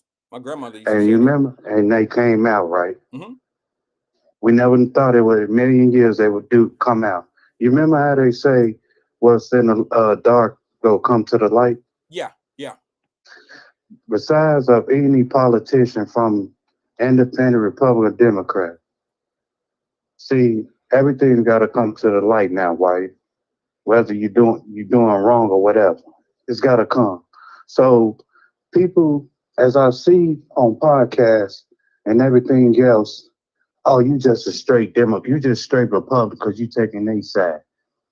No, it's not like that, man. Look, people as a black hole, as a black community, whatever, we look up as towards them as Democrats. People was rocking with the Democrats heavy. All right, we got it on, we got this and all that. Now that the cover is blown off and everything, and people revealing they dark secrets and what they've been doing. Oh man, you just a hater and all that. You just why you got so much hate towards the Democrats? No, nigga. No. I've been rocking with you for so long, and you get my vote and all that. And this the thanks I get. See, I never was a vote junkie, man. Twin one never like that. I rock with the thing because I can tell you some shit behind closed doors, why how the Democrats treated the niggas in the hood, Inglewood, south side of Chicago. I can tell you how they got out and everything the good way. Hey, you know, we known as a corrupt city, but hey, shit gotta be moved. Favor for a favor, player. But wait, they got soft, man. These some soft ass Democrats, man. They got soft, man. I swear to God, he got soft. And then you saying Trump doing this with 34 counts and all that. He's a convicted felon, grabbing people by the monkey and all that. Listen here, player. Ain't now one of y'all barged up there like January 6th and said nothing to that man. So go on with that. Because you know why? That man can go back on the history book on you and make up something. Oh, I remember you did this. You did tax and fees and everything else. You got that lady in New York claiming her father as her husband. And now you get mad. Dang, why you claiming your for taxes, whatever she did in New York? Come on, man. That man can go back, man. And y'all should have left him alone. He ain't playing fair. He mad because Obama ran and everything didn't do the things that was supposed to be done. That's why he was mad. And then y'all put 34 counts. And you think that man ain't mad to spend his time in court? I'm getting y'all niggas back. I'm paying every last one of y'all. We go, people go suffer for a minute and everything, go through their trials, whatever, but we go overcome, man. You can't have faith in no damn politician, man. Your help is in God. And I don't trust no man for nothing. You got to have faith in yourself first and let God motivate you. Keep this train rolling. And then other than that, you wake up every day. Well, Trump did this, man, go on head on. Why you ain't check on your baby that was crying? Or your son that's up there shooting downtown somewhere? Why you ain't check on him? But you want to wake up gang banging on Trump. For what, nigga? He can't save you. Well, let me say this, man. Let me just hear you. I hear you. I hear a few different things all in one. My opinion is a lot of people who have kids that are out here ripping and running and craziness on the streets, the 14, 15-year-olds that are out here doing what they doing and shooting and doing the activities out here. I'll be honest with you. I don't think that those are the ones who have parents that are on the radio and on podcasts and on these shows. I don't think those are the people that are making that kind of noise about Trump or about Biden or about Kamala Harris. I don't think those are the people that are in that circle. You see what I'm saying? I don't even think that they're really, and I don't mean to be disrespectful to anybody. I don't know who will agree with this. This is my opinion.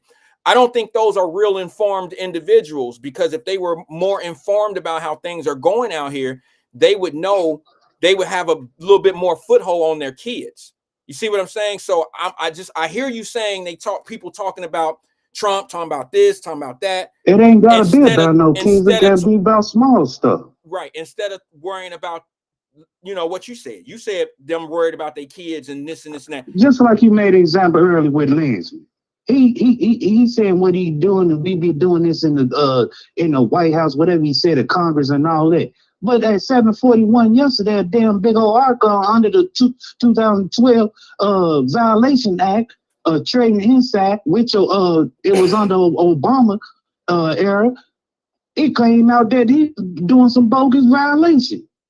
And you talking about we go doing this, we up and we fighting and talking about Jasmine in 25 hours is booking, man, gone. You doing all that for what?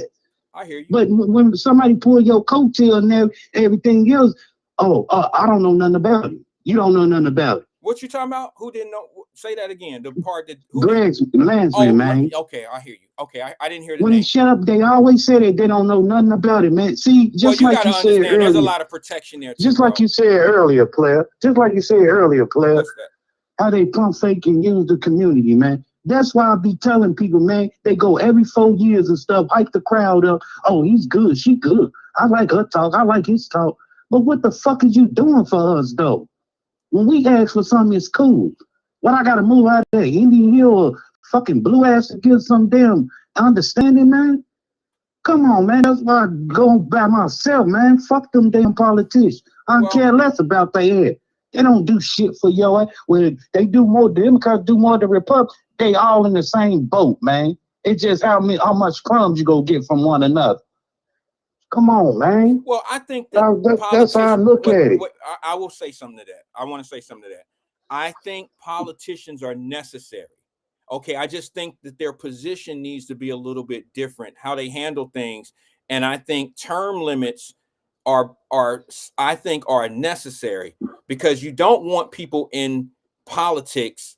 You know, some of these people, both Democrats and Republicans, have been career politicians. I think that's bad. Like, you never go to a community and see that the president of that community council has been the president for 40 years, 30 years, because the communities change, times change. You want somebody that's changing with the change. You want somebody to be part of the change. Change generally don't happen from people that have been settled in.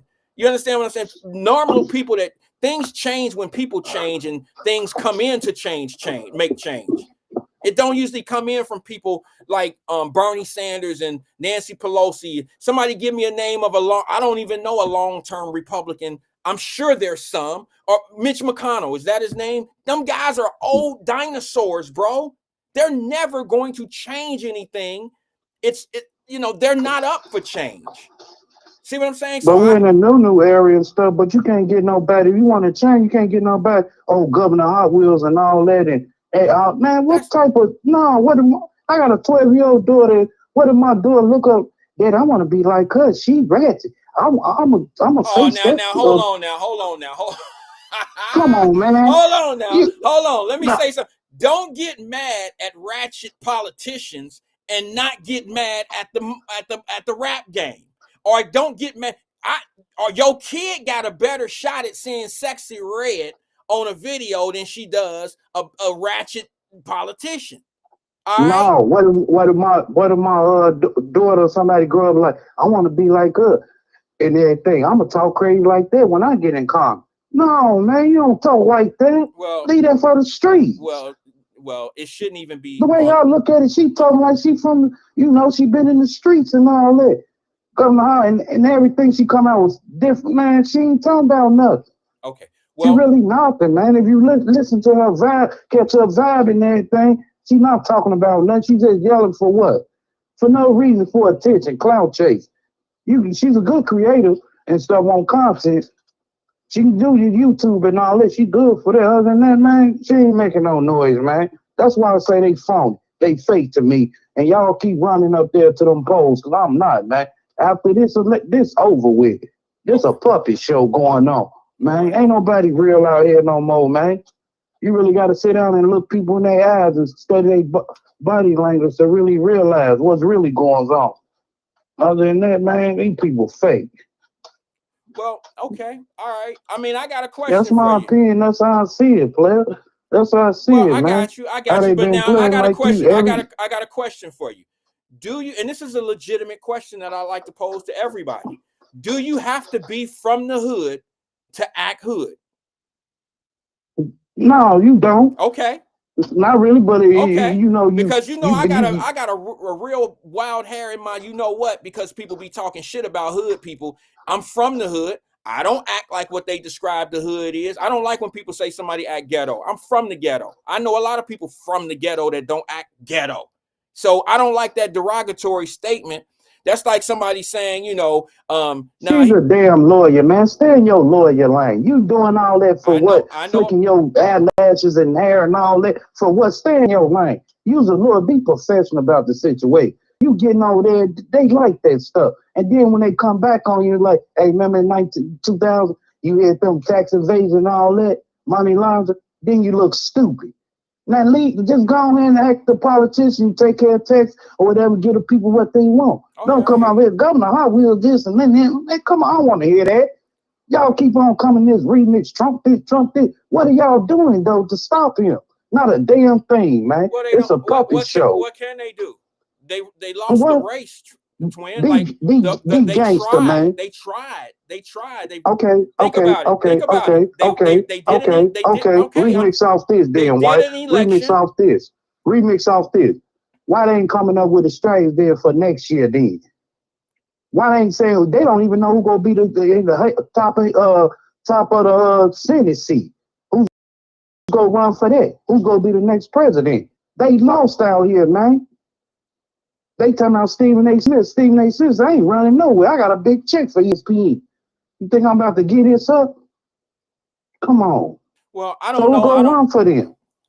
I don't know. It's not my job to put it out there. I mean, no, Okay, I then don't know who nobody. they. You said it. You said it. Basically, you said it. Nobody. They ain't got nobody for Congress to take the House and Senate over or the president. Well, They lost out here. But every day it's Trump talk. Okay. And he liked that. They both got swag, him and Obama. But right now, it's Trump talk. Come on, man. You gotta come up with something, man. I'm tired of hearing that on different podcasts and radio stations. Trump this, Trump, but y'all can't even. The only thing you hear about Trump talking today, you knew Lil Willie shot up the school. Lil Bobby on Twin, we was shot the having police. a good conversation and no one brought up Trump over here till you mentioned it. Man, no, Russian did. And no, He this did stuff not just bring up irks me, man. Trump. We were talking about stocks. Huh?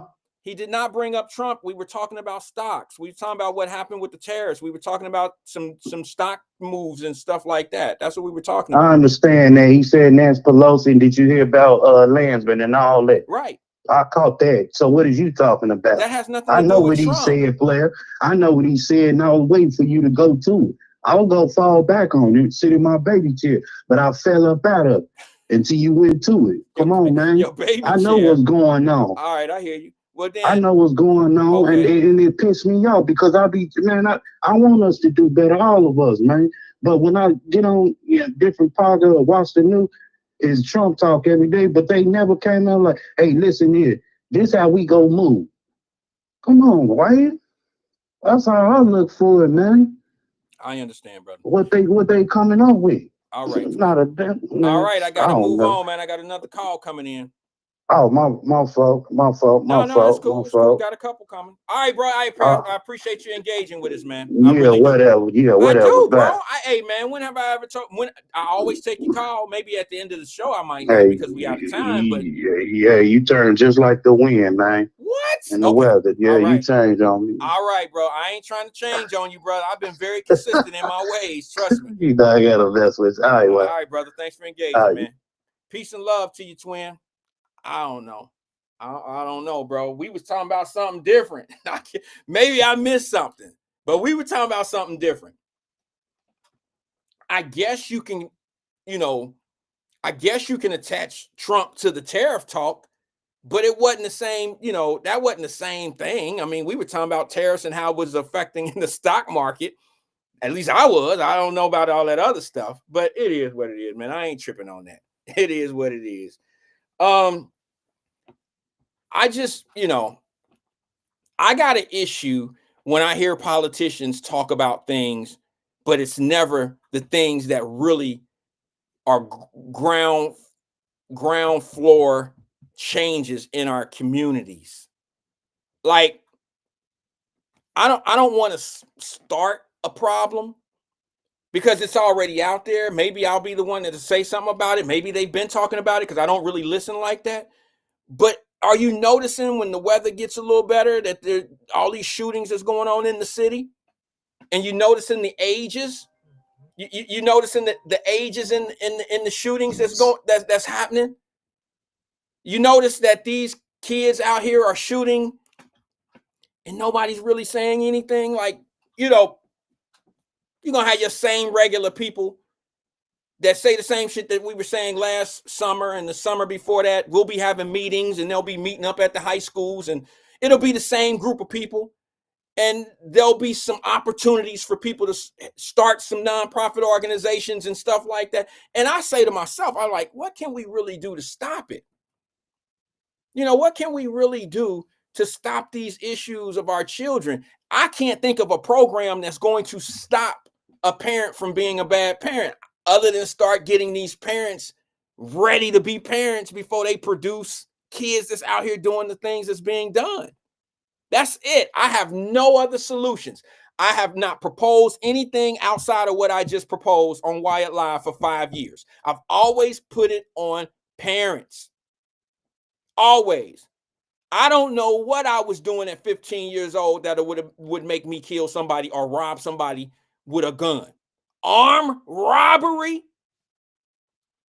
I ain't trying to say selling weed is the answer, but I sell a half an ounce before I try to steal somebody's coat with a gun.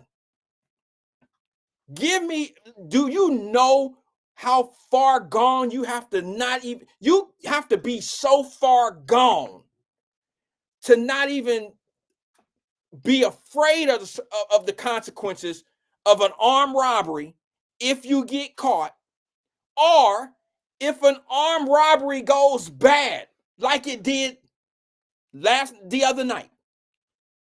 You're gonna take a gun out, put it to somebody, and he takes off and y'all get into a shootout.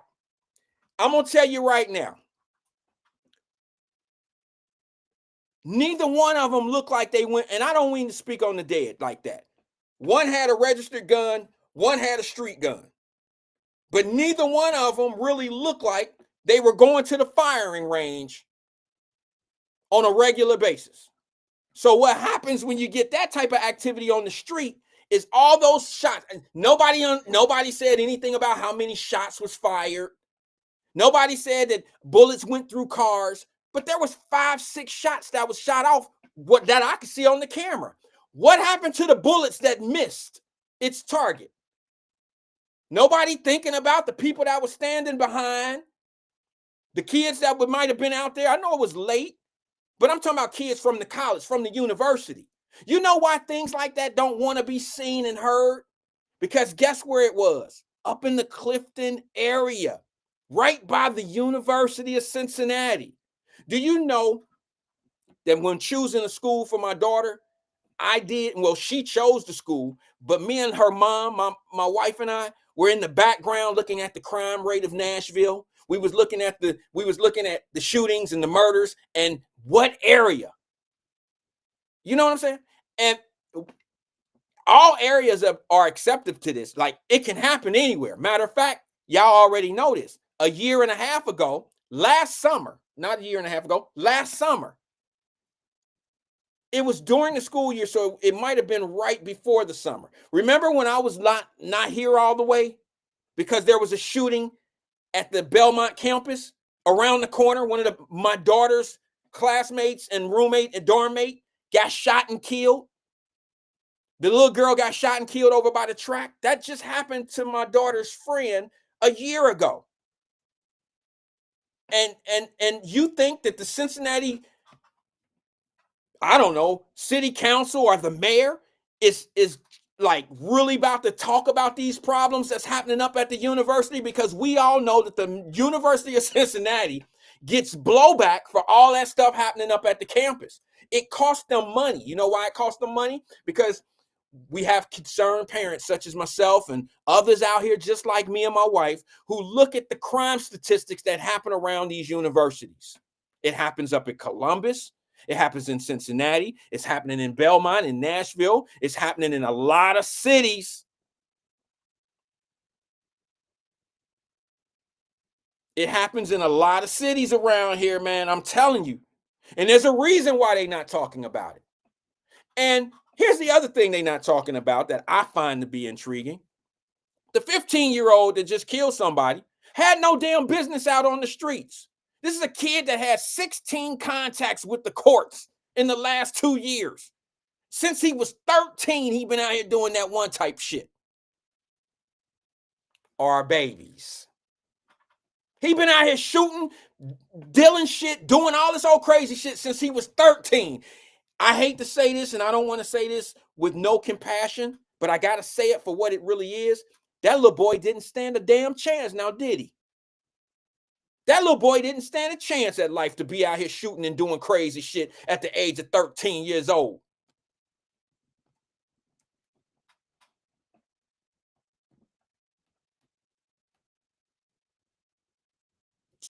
16 contacts with the court system.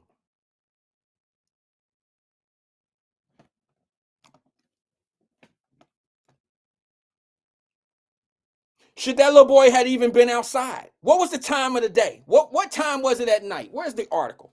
What time was it at night that he decided with him and a group of masked teenagers want to set up and rob a man at the store?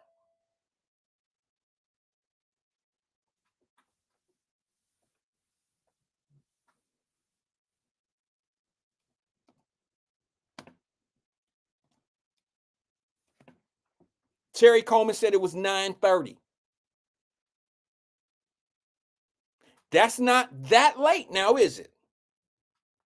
I might find myself not walking to Kroger's, but find myself going into Kroger's to get something at 9:30 at night. It's not common for me to do that, but it ain't 2 o'clock in the morning, 11 o'clock at night. It's a time frame that regular people could be out walking or doing something, especially in the Clifton area where there's innocent students walking around, going to the library, going to get them something to eat, and these folks are out here shooting. And it's kids.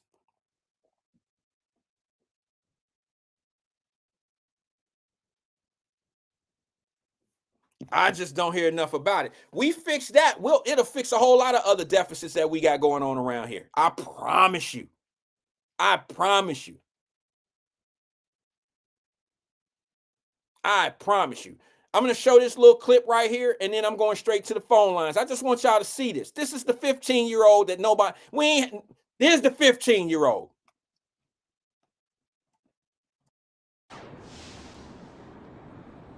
Today, I was able to get a hold of court records that show that this teen has a pretty lengthy criminal history. I spoke with the FOP president, Ken Kober, who says that if that teen would have been kept in the juvenile detention center, Kyle Myrick might still be alive today.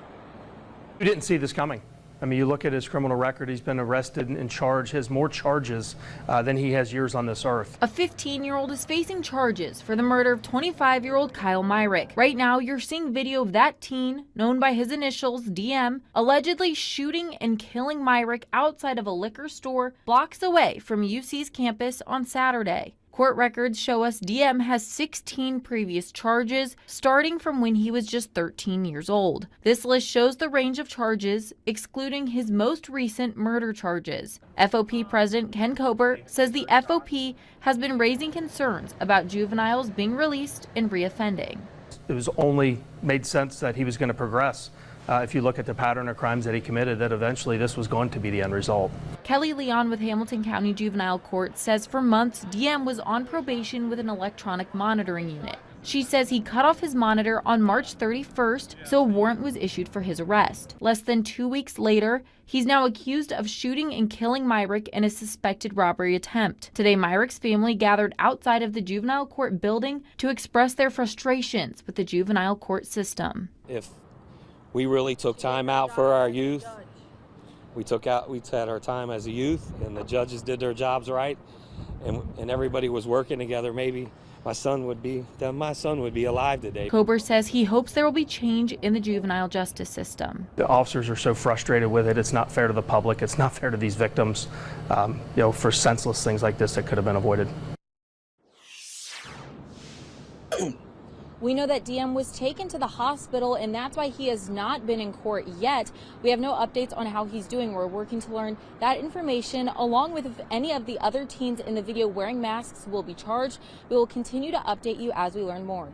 Reporting downtown with photojournalist Damaris Evans, I'm Alexis Martin, Fox 19 Now.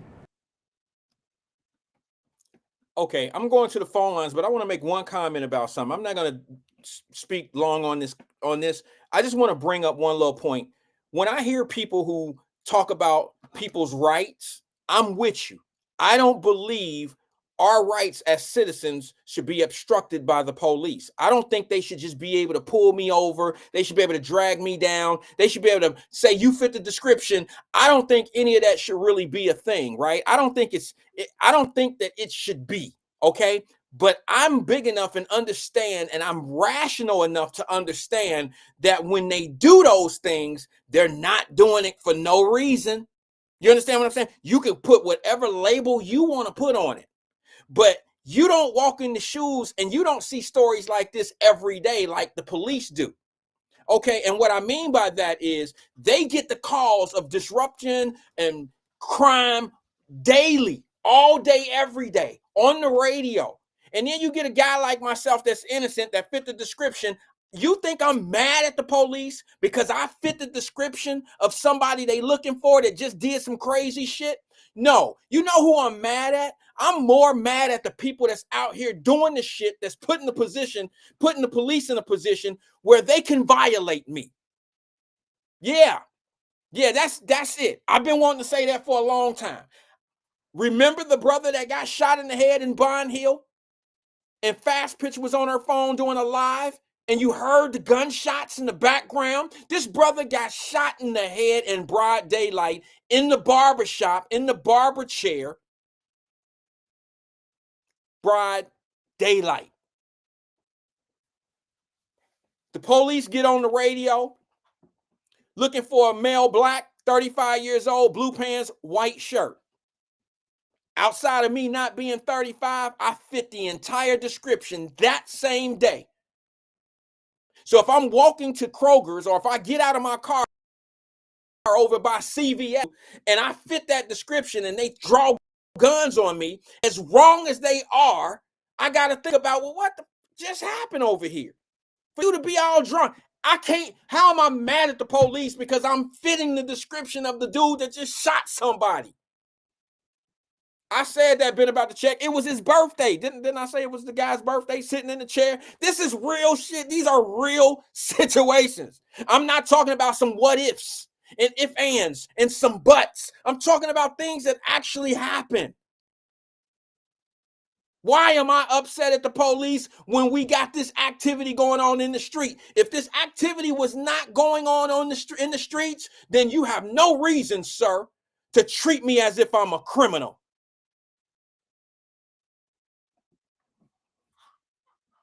But if I'm out here looking and fitting in some descriptions, how am I going to be mad at the people that's trying to make it safe for me?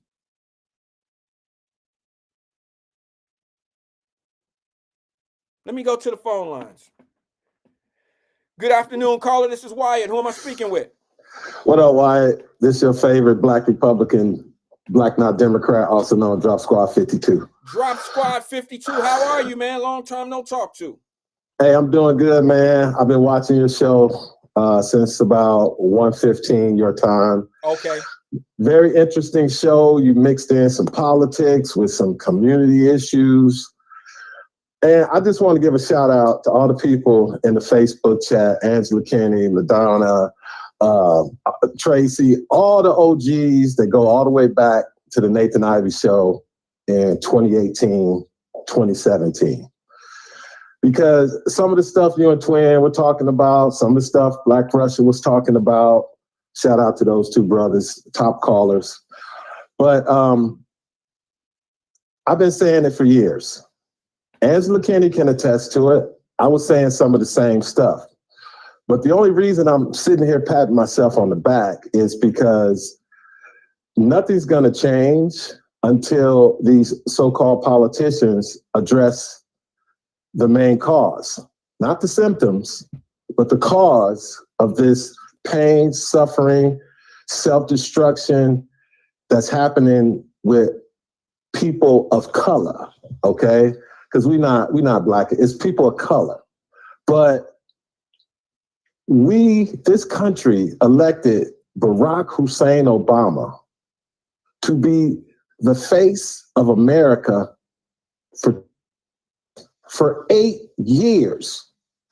Then America turned around and elected Kamala Harris as the first Black woman to fill the seat as vice president. But these two prominent Black people, also known as people of color, have failed their own communities because the Democrat Party in the 2024 presidential election spent 1.45 whatever the number is. They spent over $1 billion. This money came from mostly rich donors who are giving these politicians money to carry out a certain agenda. Now, both of these black people, Barack Obama and Kamala Harris, are no longer serving office. Where are they in the community up front addressing these type of issues that you were just talking about with that 15-year-old black man or young man who took another young man's life, who didn't look white, he looked Puerto Rican or something, but that's beside the point. Where are they? If you're waiting for a politician to solve this issue, keep waiting, and these things are going to continue to answer, because me and you both know what the problem is. It is the black community. But wait a so minute. like you were saying earlier in your show, how you look out for yourself sometimes, and I call that me before we, until the me in the we start pointing the fingers where they should be pointed. None of this stuff is going to change, bro. Well, it's not going to change. Let me ask you a question about the point you're making. Okay, I agree with you, but I do have a rebuttal to it. Let me ask you a question. First, I don't know what Kamala Harris could have done. She was not in control. It was Joe Biden. Just to make it clear on the Kamala Harris comment. But my thing is that when you say that no politician could help or be there for us and help, do you consider, and I know this is a ridiculous question, are you referring to like city councils as being those type of politicians as well? Yes, because all politics are local. Okay, I agree with you. But that's where all the corruption happens. Okay, but to say, let's stick to this, to what you were saying.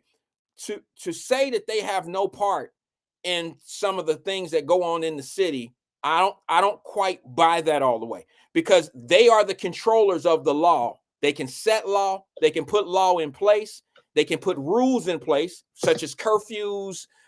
They can start making things a little bit, harder to do for parents that are lacking in the parenting area. They can implement things at a state level. They can bring it to the forefront. They could do and be a little bit more progressive toward what changes need to happen in their communities. So I do blame them in a certain sense of not implementing certain things. Like, I'll give you a perfect example. In this particular case, this 15-year-old would not have been in violation of the what do they call it? The curfew. He wouldn't have been in violation of the curfew. But this young man cut his ankle bracelet off 2 weeks ago before this shooting dropped. You hear me? He cut an ankle bracelet off. Yeah, I heard you. They put a warrant out for his arrest when they found him. Right. But what I'm saying to you is maybe the ball was dropped before that, because you're talking about this kid being in trouble since the age of 13 years old, all the way up to this point. Why does he have a privilege of being able to be out on home incarceration? Home incarceration means you go home to your parents. And you see, Wyatt, that's the thing. That's what I'm talking about. Wait a minute. You can't hold this. You can't hold a child accountable. It's the parents. That's maybe what I'm saying. Maybe the parents should have been locked up. Maybe a warrant should have been put out for the parents. I'm getting there. You got a court system that's releasing children to parents that are already lost. They've already lost their kids. So when you have a system that's saying, go home to your parents, you'll do better there, when you've already been failing in that environment, what sense does that make? Somebody dropped the ball there as well. Home incarceration, like for instance, the young man out in where is that, Texas, that just stabbed a dude in the chest. He got he had $1 million bond that was reduced down to 250. I'm saying that's very fair. It could have been even lower than that. You know why? Because bonds should not be held to punish people. But that guy, the young man who's 17, he has a support system. When he go home, he's not going to violate that home incarceration rule. He has a father and a mother both at home. And that's why that's why I have no problem with the judge releasing him to his parents being at home. He's not a flight risk. He's not a menace to society. He's none of that. But this young man that you release home to an environment that's not there makes no sense. And I could tell you 10 stories off the top of my head where they do shit like that. The little boy that's sitting in home in a wheelchair right now, an 8-year-old, got shot 2 years ago because the court system let a 16-year-old on an OR bond, let him back out in the same environment. He got another gun. A week later, he get into a shootout. And you got these little, a 6-year-old, an 8-year-old, and an 11-year-old get shot in a crossfire. This guy should have never been out on the street. But see, Wyatt, you're a member of the court, okay? So you already know the answer to your question.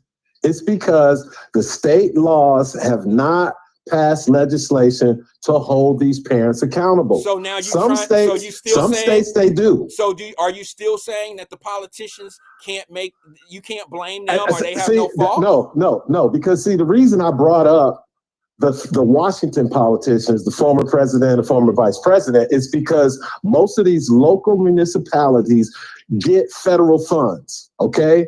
And you, as a Washington, D.C. politicians who's sending money to these cities where all these problems occur, you can have strings attached to the money through an executive order. If you don't do X, Y, and Z, you get no money. Right. And that's the only thing that will make these legislators move on these issues. But again, Wyatt, the Black community is expendable. That's why our population has not grown in over 65 years, Wyatt. We have been in 13 to 14%. That's it. Well, let's pose a question. All right. I think that's an unbelievable point that you just made. How could a race of people stay stagnant at a 13% population rate in 65, 70 years? What's keeping us stagnated? What's keeping us all? Everybody knows the answer. No, I don't. I can make a couple of guesses. Wait, it's 3 things, Wyatt. Okay. Murder, incarceration, and abortion. The abortion rates have gone down over the last 10 to 15 years. But again, the murder rate amongst Black people killing Black people, and the incarceration rate of young Black men, and then, of course, the abortion thing that was really huge 10 to 15 years ago. Those are the reasons our populations have not advanced. And then the fourth one, if you want to include it, is the fact that Black women do not want to bring babies into the type of environment that they're going to be exposed to. The crime, the drugs, the poverty. It's just, and I think that's the reason why the abortion rate has gone down, because medical technology has given women other options beside abortion to prevent pregnancy. I'll say something else about that. I've noticed, and I don't know, I hope Black women understand what I'm about to say, because I've raised 2 Black girls to become women, and I think I might be part of that problem. I've raised my daughters to want to be more than just a housewife or to take care of kids and stuff like that. So I'm going to say something that's a little bit favorable to the decline of our people. And the reason, I don't know if this is going to go over well, but I think it's somewhat the truth. I agree with some of the things that you said of why our population has stayed stagnant at that 13.5%. Okay. But we also have a lot of Black women that are going off to college and going into careers. And they're but they're still having sex. That's why I said, Wyatt. Yeah, I know, but abortion is not the only means to prevent pregnancy. I know, now. But I know a lot of women that are coming up in the work area that just don't have family on their mind. They're more career oriented. And I think, I guess there's white women that's doing the same thing, and Asians. I don't know, but I'm speaking for the Black community. I'm watching more Black women go off to college in the last 3 decades and becoming career oriented. I just had a family member. I was going to say I just had a family member who just had a baby, and she's damn near 50 years old. You understand what I know? See what I'm saying? I'm telling you, bro, she just had a baby a year ago, and she's damn near 50 years old because she's been career oriented her entire life. She just got married like 5 years ago. Okay. And working on 50 and just had a baby a year ago. So I think that plays a huge part as well. And I guarantee you, she ain't in the hood no more. She ain't been in the hood. She ain't from the hood. Yeah. Okay. All right. I mean, but it's women that's in the hood who go off to college. And again, like you said, it's a lot of things that have changed over the last 15 to 20 years. Thank you, But Amber. the bottom, Sorry, hold on, let me give a shout out. Yeah. Thank you, Amber. I think you know who I'm talking about, and I love her to death. She my cousin. She my favorite cousin. I love her to death. But look, what I'm saying was not derogatory. I just know that this particular cousin is college educated. She's a very smart woman. She's been that her entire life, and she just started family late in age. So a lot of women don't really do that. They give up on it at a certain age, and that plays a huge part in how our decline in population go, because they won't have a kid at that age. Well, of course, that was a medical miracle that this woman had a baby at her age, but that's the exception. That's not the rule. Okay. Okay. No, you're right. Because you're right. most women who start a college career in their 20s, by the time they're 35, 40, they're already successful. And they already know that their maternity clock is ticking. Okay. So they're not waiting until they're 50. All right. So no, you're right. You're that's a good example, but that is the exception. No, what I'm saying, Wyatt, drop. I'm not saying that that's a majority of the time. It wasn't about the having the kid part. It was the fact that women at a younger age, Black women, are off to school and doing, man, listen, I haven't heard my daughters talking about having a family.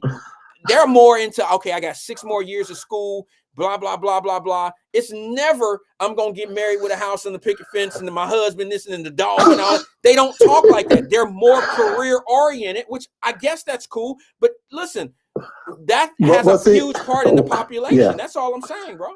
But see, Wyatt, I can speak on it. My daughter she'll be 45 in September. She is a naturopathic doctor. She has a 5-year nursing degree. Mm-hmm. My point is, she decided to have her son 8 years ago, but she always talked about finding that right guy to have the family. Yeah. Okay. Yeah, I get it. But my point is, she decided to have that baby. Obviously, she's a doctor, so she knew her clock was ticking. Mm-hmm. She wasn't waiting for the right man to come. No pun intended. No, I understand. I get it. She picked the guy she picked, and she had her son. Because she said, I'm not waiting around to find that perfect guy to start a family. I get it. But see, again, because she is in a financial position to where she can raise a son on her own, and of course the help from grandpa.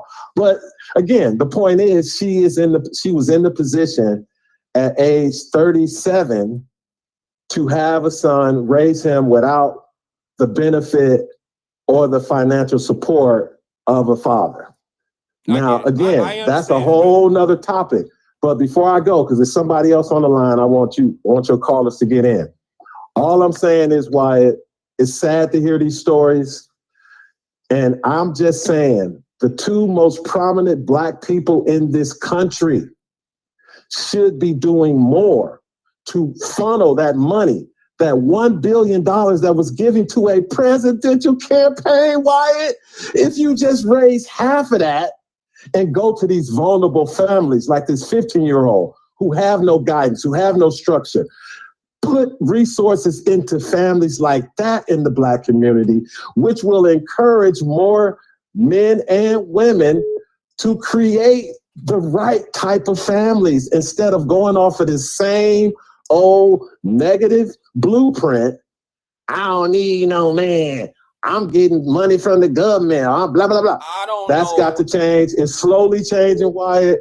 And hopefully in the next 60 years, we will be talking about something, well, not us, but the grandkids and the kids, all these people in this chat will be talking about a different position of the Black community in the United States of America. That's all I got, bro. Right, thanks for taking my call. No, Drop Squad 52, dropping science to anyone who wants to catch it. Peace out, Wyatt. Right, peace out to you, brother. I appreciate you engaging with us. That's Drop Squad 52 out of California. Thank you, man. Appreciate you coming in. I agree with a lot of it. I don't agree with all of it, but I agree with majority with a lot of what he said. I do agree with, some things. I do think that population for us has been a little bit on the ends of, we do things a little bit different. Opportunities have now opened up for us to go off and become more entrepreneurial. We have a lot more entrepreneurs now. And also we have women who are just going into careers now, and careers become more their family. And I don't think anything's wrong with that. I just think that women have gone off and done things that they've never really been able to do before in the last 30 years. And that's a huge gap of people not having children. But I think a lot of what he said plays a part. It's kind of hard to have babies when you're in the penitentiary. If you got brothers that's sitting in the penitentiary, it's hard to have kids. You know what I mean? A guy, I don't know. You know what I'm saying? It's hard to have babies when you're fighting and killing one another. That's hard. It's hard to have kids to do that, and I don't know about the one. I guess I have to agree. I'm not a wizard, or I don't know everything about everything, but to say that women are not having babies because they don't want to raise them in certain conditions, maybe that is a thing. I don't know. I wish it would have been a thing when I was a kid. I mean, that obviously, to me, where I'm from, that one don't make any sense to me. That's just me, because I come from the era where the more kids you had, the more money you got. So I'm not saying that what he said is not true, but how I was raised and how I seen things and how I was listening to girls when I was coming up, I used to hear things like, well, she gonna get an extra this and this and that because they got a baby. One thing about the United States of America, if you have a child, there's always the United States of America will not fail you as long as you play by their rules. In other words, you can have a child, you can have little to no education, and they'll facilitate all of that. You'll have a place to live, you'll have something to eat. You just have to deal with the consequences of the areas that you're deployed to. Let's just call it what it is. You have to deal with those consequences of where you're deployed. But I hate to say it, United States of America is a place where you can be all you can be, or you can be as little as you want to be. If you want to live in the projects your whole life, chances are you could be there. If you want to do better in life, chances are you can set forth goals and go after them. I don't know. I think for each his own. Everybody point in the direction they want to go, and there's going to be obstacles going there. Getting where you're trying to go, I don't think it's easy for anybody. Let me go to the phone lines before we get out of here, man. I promise this is the last call of the day. I got about 3 minutes.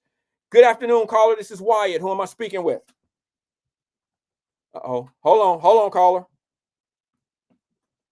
Good afternoon, caller. This is Wyatt. Who am I speaking with? Amber. Hey, Amber, can you hear me? Yep, I can. Okay, sorry about that. I think I got to go ahead. Try. Can you hear me, Amber? Yep, I can. Okay, there you go. I'm sorry about that. The phone was turned off. The speaker was down. What's on your mind, Amber? How you doing today? I'm good. How are you? I'm holding on, sis. How was your vacation? You went to Disney. I seen on your post. Yeah, we went to Magic Kingdom, and then we went to Daytona. It was beautiful, 90 degrees. Love Florida. Good. I'm glad. 8 weeks to the next one. 8 weeks to the next one. But I wanted to jump in on the little boy that shot the boy.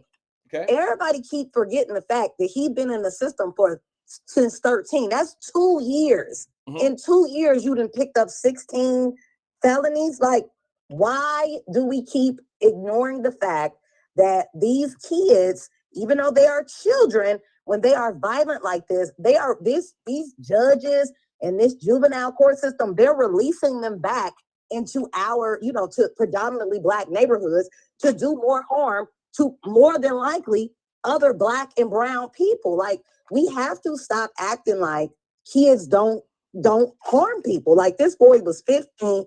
This was not his first time. You could tell from the video it wasn't his first time. Then when they released his record, it's like, wait, how in the hell did this go so wrong in 2 years? Like, you know what I'm saying? Like, in 2 years that you this caught up. Like, never should you have been on house arrest when we already know you don't have nobody watching you. Like, you obviously, if you in this situation to be on house arrest, we should not be trusting your parents because they have already failed. Right. I mean, as ridiculous as this statement I'm about to make sounds, it's really the truth. Home incarceration is kind of like a pass to do privilege. nothing. It's really a privilege to go on home incarceration. It's almost like you really should have to earn to be on the box. the EMU box. You should have to earn it. You should be the type of person that's been, you know, okay, this is my first time in, like the young man that just stabbed the dude down at the track meet. He is well deserving of home incarceration I think the bond is a little high. I know the $1 million bond was high. They dropped it. Now, like I said, the little boy, I think that, guess what? He ain't never had no problems. We clearly see that his parents are, you know what I'm saying, together, and they have the ability to watch after him to make sure that he ain't gonna get into nothing else. Yeah, we know he ain't going back to school. No, he's not. He deserves a free trial or a fair trial. So Absolutely. like, I get it. Absolutely. And that's the type of kid who's 16, 17 years old that I would say is where entitled. His mama and daddy both attended court. Right. They married and they vouched for him. Right. They got a house. They got stuff that they can put up to say, no, we gonna make sure this fool come back, you know, so that he can get his fair trial. We're gonna see this process too. That little 13-year-old, I guarantee, I don't know nothing about his mama, don't know nothing about his daddy, grandma, or nobody. But like, why in the world? Maybe once, maybe twice, but 16 in 2 years, like. Literally, when you show people who you are and you continue, this is a trend. Like the police said, yeah, we kind of, you know, you have to be a fool to think that this is not the you know, the route that this was going. Like his cases, he was he was going to kill somebody. I guess they was baking and he was gonna kill somebody black because don't nobody care when black people. I keep trying to tell people, hold on, Amber, I gotta get in on that. I gotta get in on that. Because you got so many people that vouch and want to come to the rescue of our children. And I'm one of them that don't believe that children are bad and they're just raised bad. That's just me. But this was a bad child. Right. But here's the thing, though. Here's the thing, though, sis. I'm a firm believer that the people that allow this type of stuff to happen, and they're in control of how these kids maneuver. I'm talking about once they get in the court system. It's like the 18-year-old who ended up getting the 6 and the 8 and the 11-year-old shot up in Westwood a couple years ago. Like I said, another case. Go ahead. That judge gave that young man who got a gun charge an OR bond. Okay. Yeah. He got out on his own recognizance, went back to Westwood, dropped him off in the same neighborhood. He caught a gun charge. He got a gun again, and within that same week, he get in a crosstown shootout with somebody. 3 innocent children get shot. 1 is in a wheelchair forever, okay? And now this guy catches now he catches a gun charge. Now you want to hold him because you see where you went wrong. If it would have been the first time this type of situation happened, I wouldn't be so critical of how it went down. But this is a regular thing. You let people out because you know this kid who he wasn't going to be released out in Mason. You wasn't releasing him to go to Westchester. No, you wasn't releasing him to go to Indian Hill. You was dropping him in the same community that you knew he was going to have to go back to doing what he was doing. Yep. And you made it easy for him to do that. I question people who say that they for us, but the things that you do don't benefit us. You are actually contributing to the problem. Yep.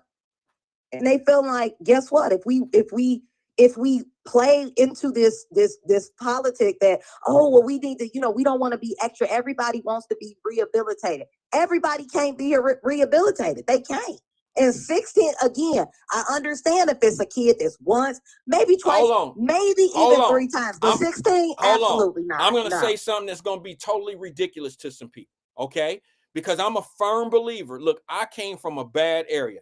I ain't never had to steal, rob, or do nothing to live, to survive. I didn't have those type of surroundings around me. My parents wasn't that, none of that. But I will say this. I've seen some kids do some outlandish, some ridiculous, some crazy stuff that you would think a kid wouldn't do. I am a firm believer that a child can be rehabbed. I do not believe that a kid should go to jail. 16? Yes. 16. This little boy, you think he could have been rehabilitated? Let me just say this to you. Yes. Let me just say this to you. Children are only a product of what they around. If this little boy was raised, if you was raising this little boy, would he be outside doing the things that he's doing, Amber? Hell no. Okay.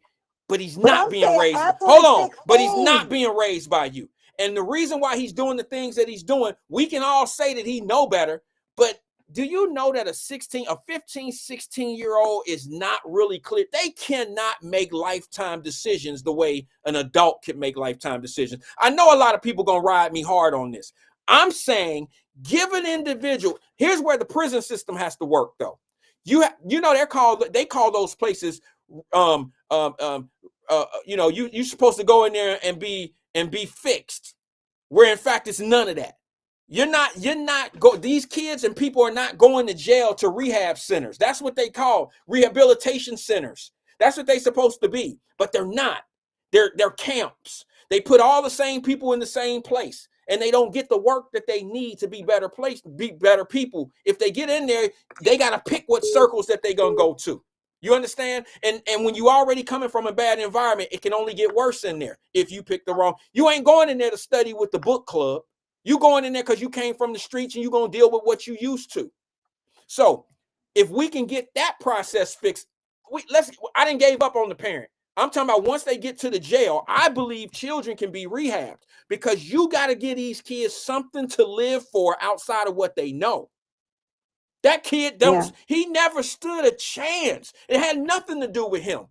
This little boy was raised the way he was raised because his mama and his daddy let the streets out hustle them.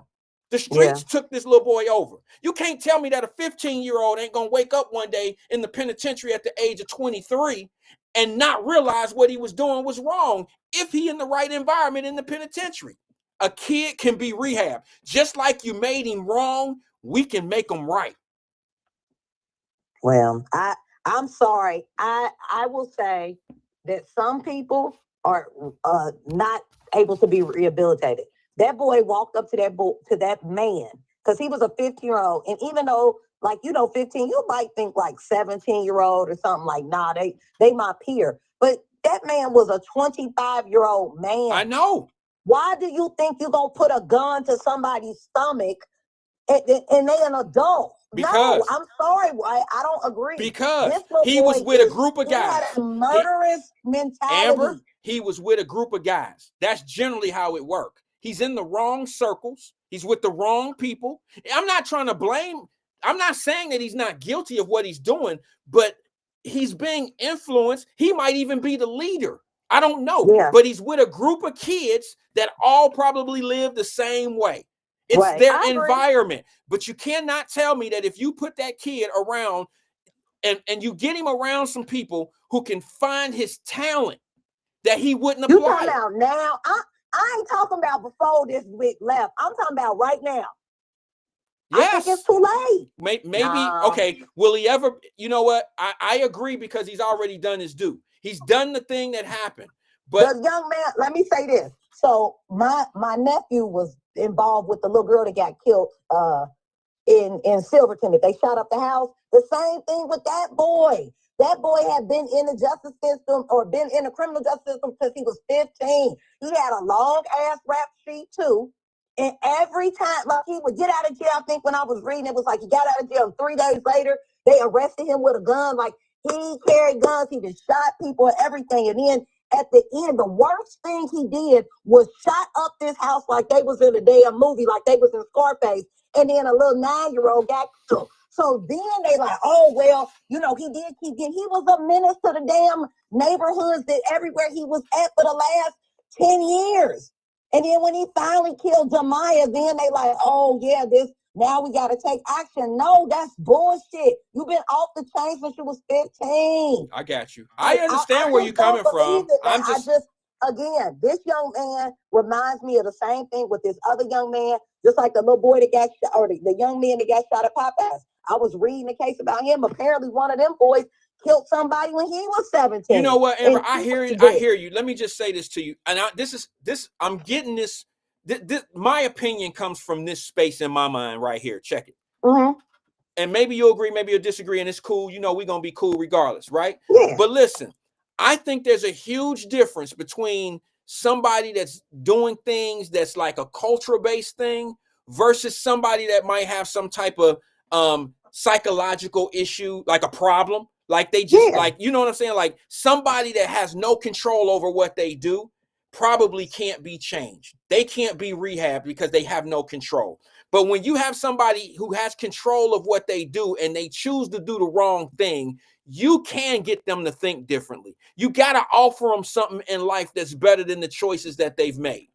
That's just how a lot of these people don't have. I mean, how many kids do you see from the suburbs doing the same thing that these kids that have little, parent supervision and all that stuff? How many kids from the suburbs is doing this same stuff nightly? And the reason why they're not doing it is because those kids have a little bit more, that somebody's offering them more in life than what these other kids are getting. So once you equal that playing field, now I got to see if this kid could be helped or not. But until I get an even playing field, I don't know if this kid is good or bad, because all he's been around is bad. Yeah, now I agree with you. Okay, and that's all I'm saying. I'm not suggesting that, look, I'm not a big advocate of a kid that grew up in a circumstance, he does the ultimate thing of a murder or whatever, and now I'm just going to throw the key away and not give him an opportunity to be somebody. He's been in an environment that's been created by some failures. Yeah. So I can't blame him for his choices. Now, let me just say this, and I know I'm going to get some blowback and pushback because of this. The 17-year-old that just killed and stabbed that boy, I don't know the circumstances at that. But that young man, unless this is a real self-defense case and it's something that I don't know what's going on, I ain't heard about it, unless this is a real self-defense case, that young man had too much to live for. He has a family. He has too much support. He should not be in the position that he's in right now. That young man was smart, he's an A student, they say. He should be smart enough to walk himself out of that. Now, well, that's what I said. Even though, like I said, but that comes from culture. Like, even though you got both your parents, they married, you got a house, they had worked at Foot Locker, he had like a Lexus, like living, upper middle class lifestyle, but still something made you so angry that you should be ready for prom and graduating and stuff like that, that you feel the need that you need to have a knife and stab somebody. Well, you're right. That comes from culture because, like I said, there are some suburban kids in the penitentiary as well because they get caught up in the... My brothers were suburban kids that went to jail because they wanted to sell dope. Right. You know what I'm saying? Like they wanted, because back in the day... And they probably didn't have to. Court, you was lame. Let me ask you something.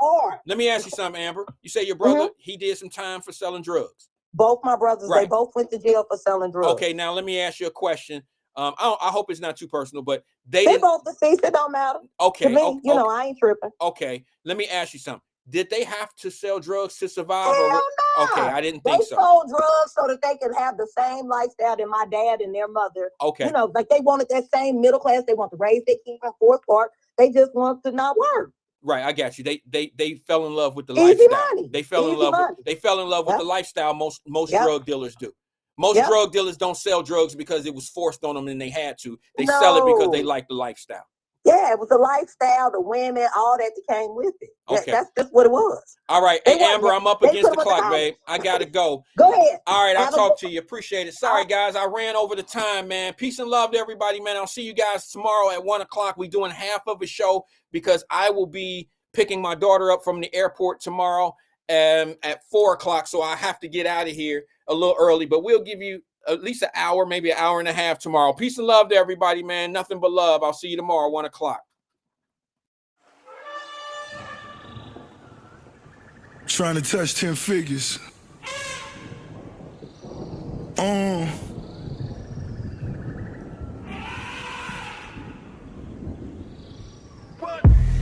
Lay on my back watching the ceiling fan. I had a dream to touch a kilogram. I seen your bitch through my gazelle shades. Skull and bones till I die, nigga well paid. Got on my khakis out in Tallahassee. Sahara Desert and I'm even flashy. Still at odds with the Irish mob. Rolls Royce down Malcolm X Boulevard. Lord, these niggas really out here praying on me. Got the 40 on me and the stand on me. Snow white mink like I'm Dutch Schultz. Run the books and let me show you how the numbers look. You can't be lucky like you Luciano. The kilos coming like they new pianos. The fat boy got the big body. Coast to coast, I could shoot product. They wanna see you up in Alcatraz. Forbes list, say wall and you falling fast. Fuck this, hell no, nigga want a bag. 8 figures count it all and I call it cab. Get the drift, time to get a lift. I'm getting rich, so it's hit or miss. Open up my window again. Open up my window again. I can hear death calling my name. I can hear death calling again. I swear to God, things ain't gonna change.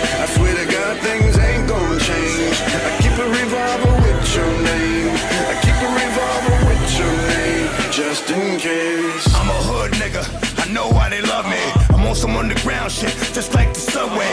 Battle niggas in the streets and murder whoever you put on this fucking stage. I'm the fucking plague, I'm global warming. I'm the Ebola virus, my niggas is pirates, prepared for violence. Silence, how many times you been behind the wall? None. You either snitching or lying about the shit you done. You ain't never moved a brick like you was building a house. You ain't never put a nigga out with a gun in his mouth. Only thing you ever shot was pool.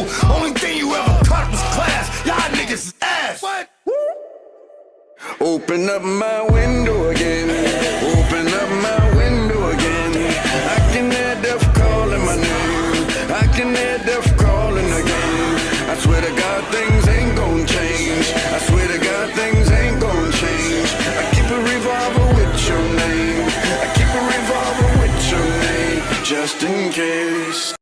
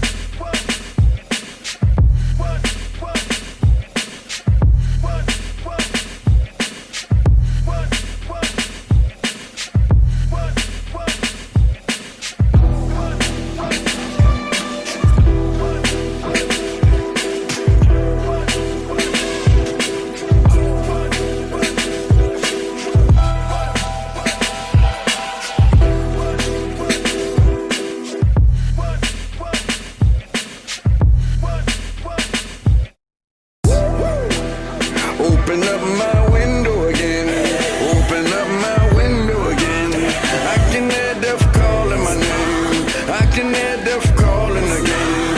I swear to God things ain't gon' change. I swear to God things ain't gon' change. I keep a revolver with your name. I keep a revolver with your name, just in case.